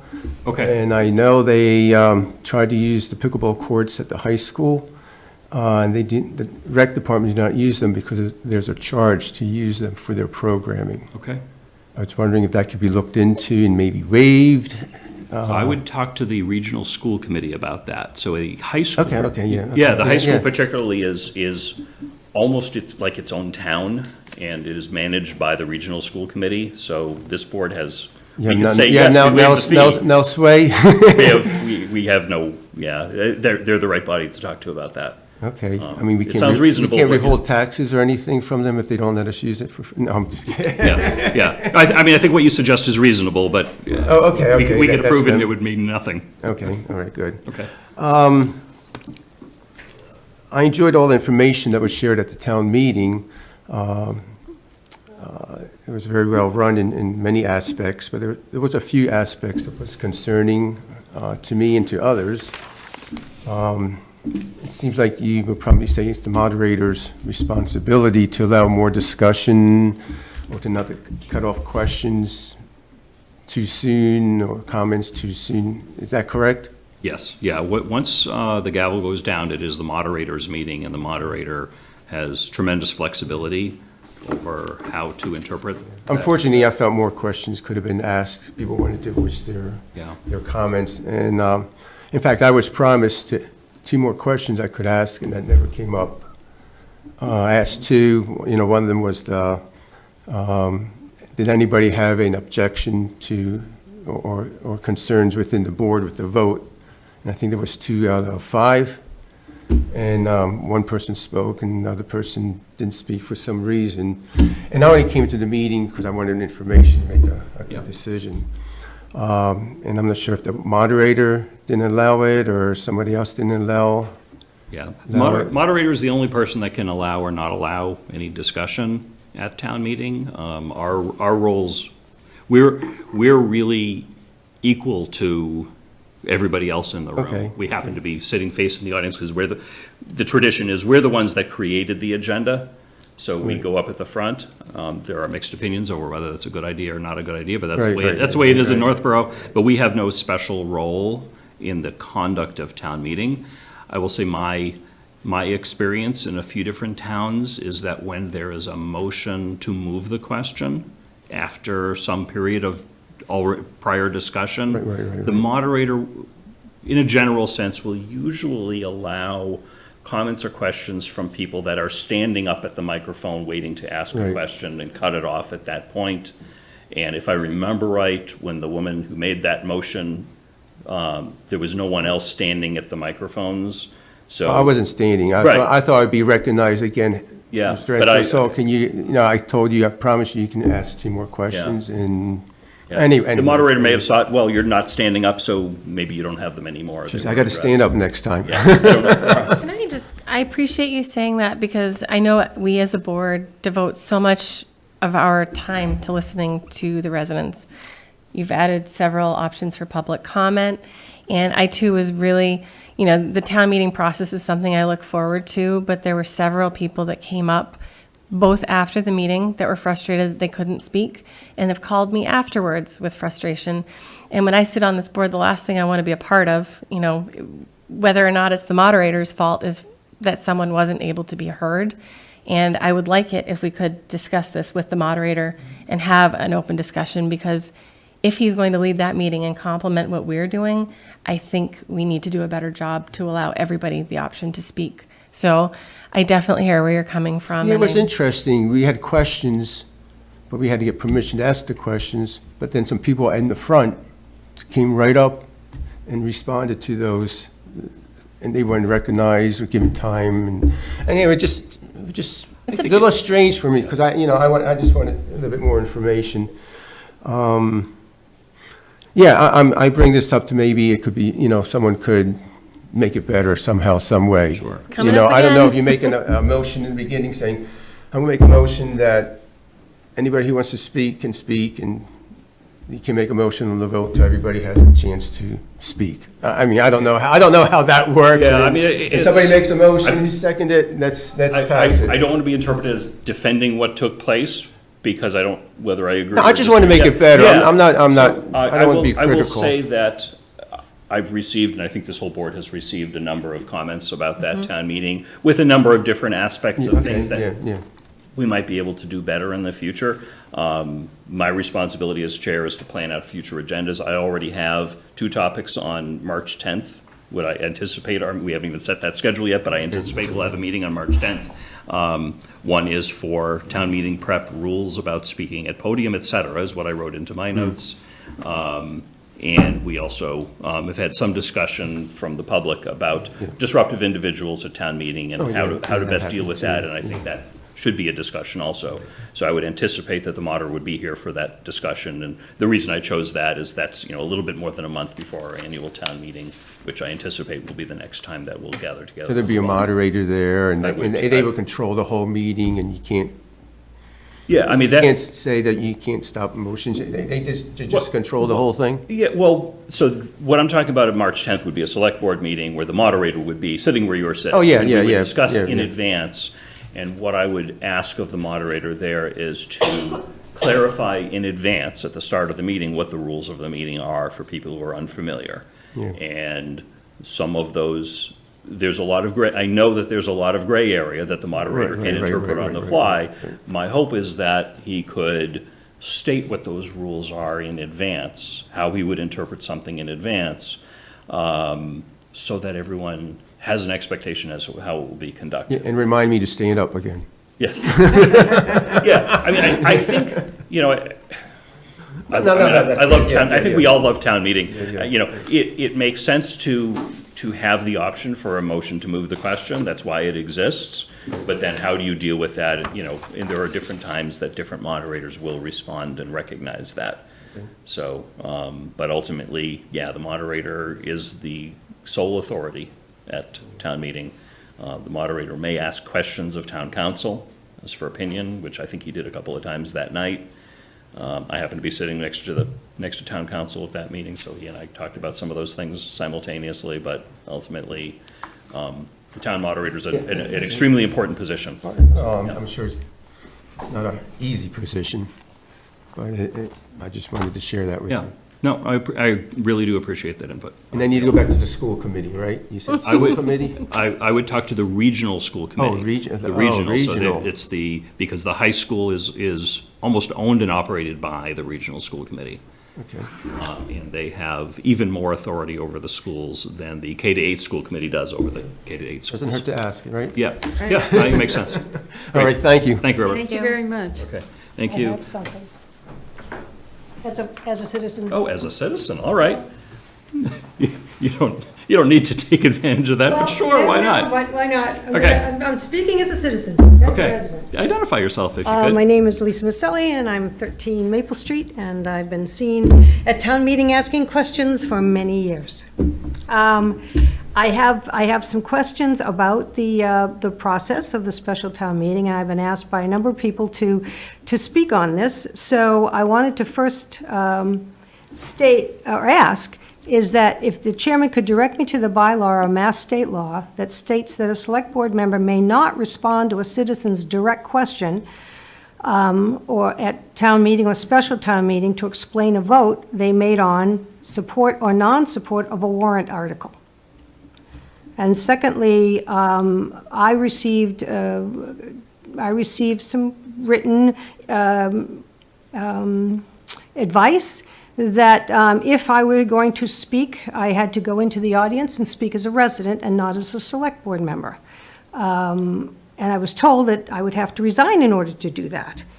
And at the meeting, if you watch the video, it clearly has the chairman telling the two select people that they were not allowed to get up and speak without standing, what did you say, it's standing down, and that we were not allowed to speak at the podium. These words are on the video. Okay. So I don't think that came from the moderator. I'm pretty sure that video shows that it came from the chairman. And you have stated twice that you did not prevent that, and you had nothing to do with that. And I would take a difference to that and want to know exactly where I could find those the mass state law or the bylaw that says we as select people who make decisions for the town based on what we've learned and what we've understood the items to be before we put them on the warrant item, which is part of our job, that we would not be able to respond to the citizens and certainly not respond from the podium. Okay, does that conclude your comment? Yes, it does, and I hope I Okay. get an answer. I could try to answer that. I was unaware that this would be coming forward, so I will answer on the fly anyway. So once this board votes on something, that is then the policy of the board. That is the position of the board, and any member speaking on behalf of the board should state, speaking on behalf of the board, it doesn't mean speaking, it means speaking on behalf of the board, represents that position. So if you as an individual want to differ with that position in a public setting after a vote, you're not prohibited by law from doing so, but you're clearly doing so as an individual. And the policy that the moderator has always had at town meeting is that the presenter speaks at the podium and individuals speak from the standing microphones. And so would be appropriate as, you know, if any member of this body or anybody wanted to speak as an individual in opposition to what their board has already voted on, is you do that from one of the standing microphones. I hope Well- that answers your question. Being and watching many town meetings, I'm not sure why that's a surprise. Like, I've seen select board members go to the microphones and say everything, you know, I'm speaking as myself and not as a member of, you know, whether it's select board or planning board or financial, like, they all get up and say that. I'm just rather surprised why it was so surprising. When you're up at the that- front, you're the board. Right, like I've seen members of this board up there and do that at previous town meetings. You get up and walk down and use those microphones. The podium microphone is for the presenters, not for citizens, which you'd be speaking as a citizen and not a select board member. Nor should citizens be coming up to the microphone at the podium either. And I They agree should- with that. And They should be using the assigned microphones like everyone else. So Julian? this was an unusual case. The people who voted no on the fire station, on this board, I was one, were asked specifically, as a select board person, why did you vote in opposition? So I don't understand why, I mean, I made the vote as a select board person, why would I answer as a citizen, as a resident? Once a board votes, we are a body. So once the board votes, the individual opinions kind of disappear behind that vote, if you will. And this is, I don't remember the language, but that's certainly in the MMA handbook, and it's, you know, it's in any guidance given to boards and committees, that at that point, if you want to explain that after a vote, you have your, I mean, we've discussed, you certainly explained yourself, I think, very well, as did you, when we voted on the recommendation of that article. Once we took that vote, that ended that discussion. If you wanted to speak as an individual beyond that, including justifying why you took a particular position, you're not speaking at a select board meeting at that point. You're speaking as an individual at town meeting, and that's why it's not appropriate to do so from there. Yeah, I would also appreciate if you had that, if it's a Massachusetts general law or something. It wouldn't be a law, it would be, it's the way that boards work, and it's, Well, Yeah. we'd like to see some hard copy on that, not just the way boards work. Sure. And as well as being asked a question when the people at town meeting asked the select board why they voted thus and so, asked the finance committee, asked the appropriations committee, they ask because they're looking for guidance or understanding. yeah. Even though, and there's been times on appropriations when 4 members or 6 members, where 5 members voted one way and the chairman actually voted a different way about opera money, and he spoke from his seat as what he felt about it. He didn't go to a mic. He should have. He didn't talk as a citizen. Yeah. I also know that the finance committee was told in advance that if anybody asked them, if there was a question as to why they voted against it, and there was one member, that he was allowed to speak to that where he stood. Not he had to go down and say, I was a resident. So we have a discrepancy between what the finance committee policy might be and what a selectman policy might be. And if in fact there is a selectman policy that says that, then again, I would like to be referred to where that is and when that got into place. By saying that it's up to the moderator to make that decision, you clearly said to us, no, you cannot speak here. And I think that a lot of people have questioned why that happened. They've questioned me, why didn't I speak? Right, well, I was sitting there also, and I didn't hear Mitch say you couldn't speak. He just asked you to speak from that microphone. I would like you to, I would podium. like you to listen to the video, To clarify because there's a where to line in there speak that is says you have to important. step down if you're going to speak. Yeah, because the microphone was lower than where we were. I He didn't don't say you had to think- resign from the I- select board to speak Well, I at town have that meeting. in writing, so.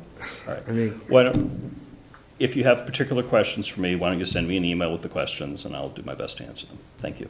Okay. Okay. Anyone else have anything else tonight? Okay, is there a motion to adjourn?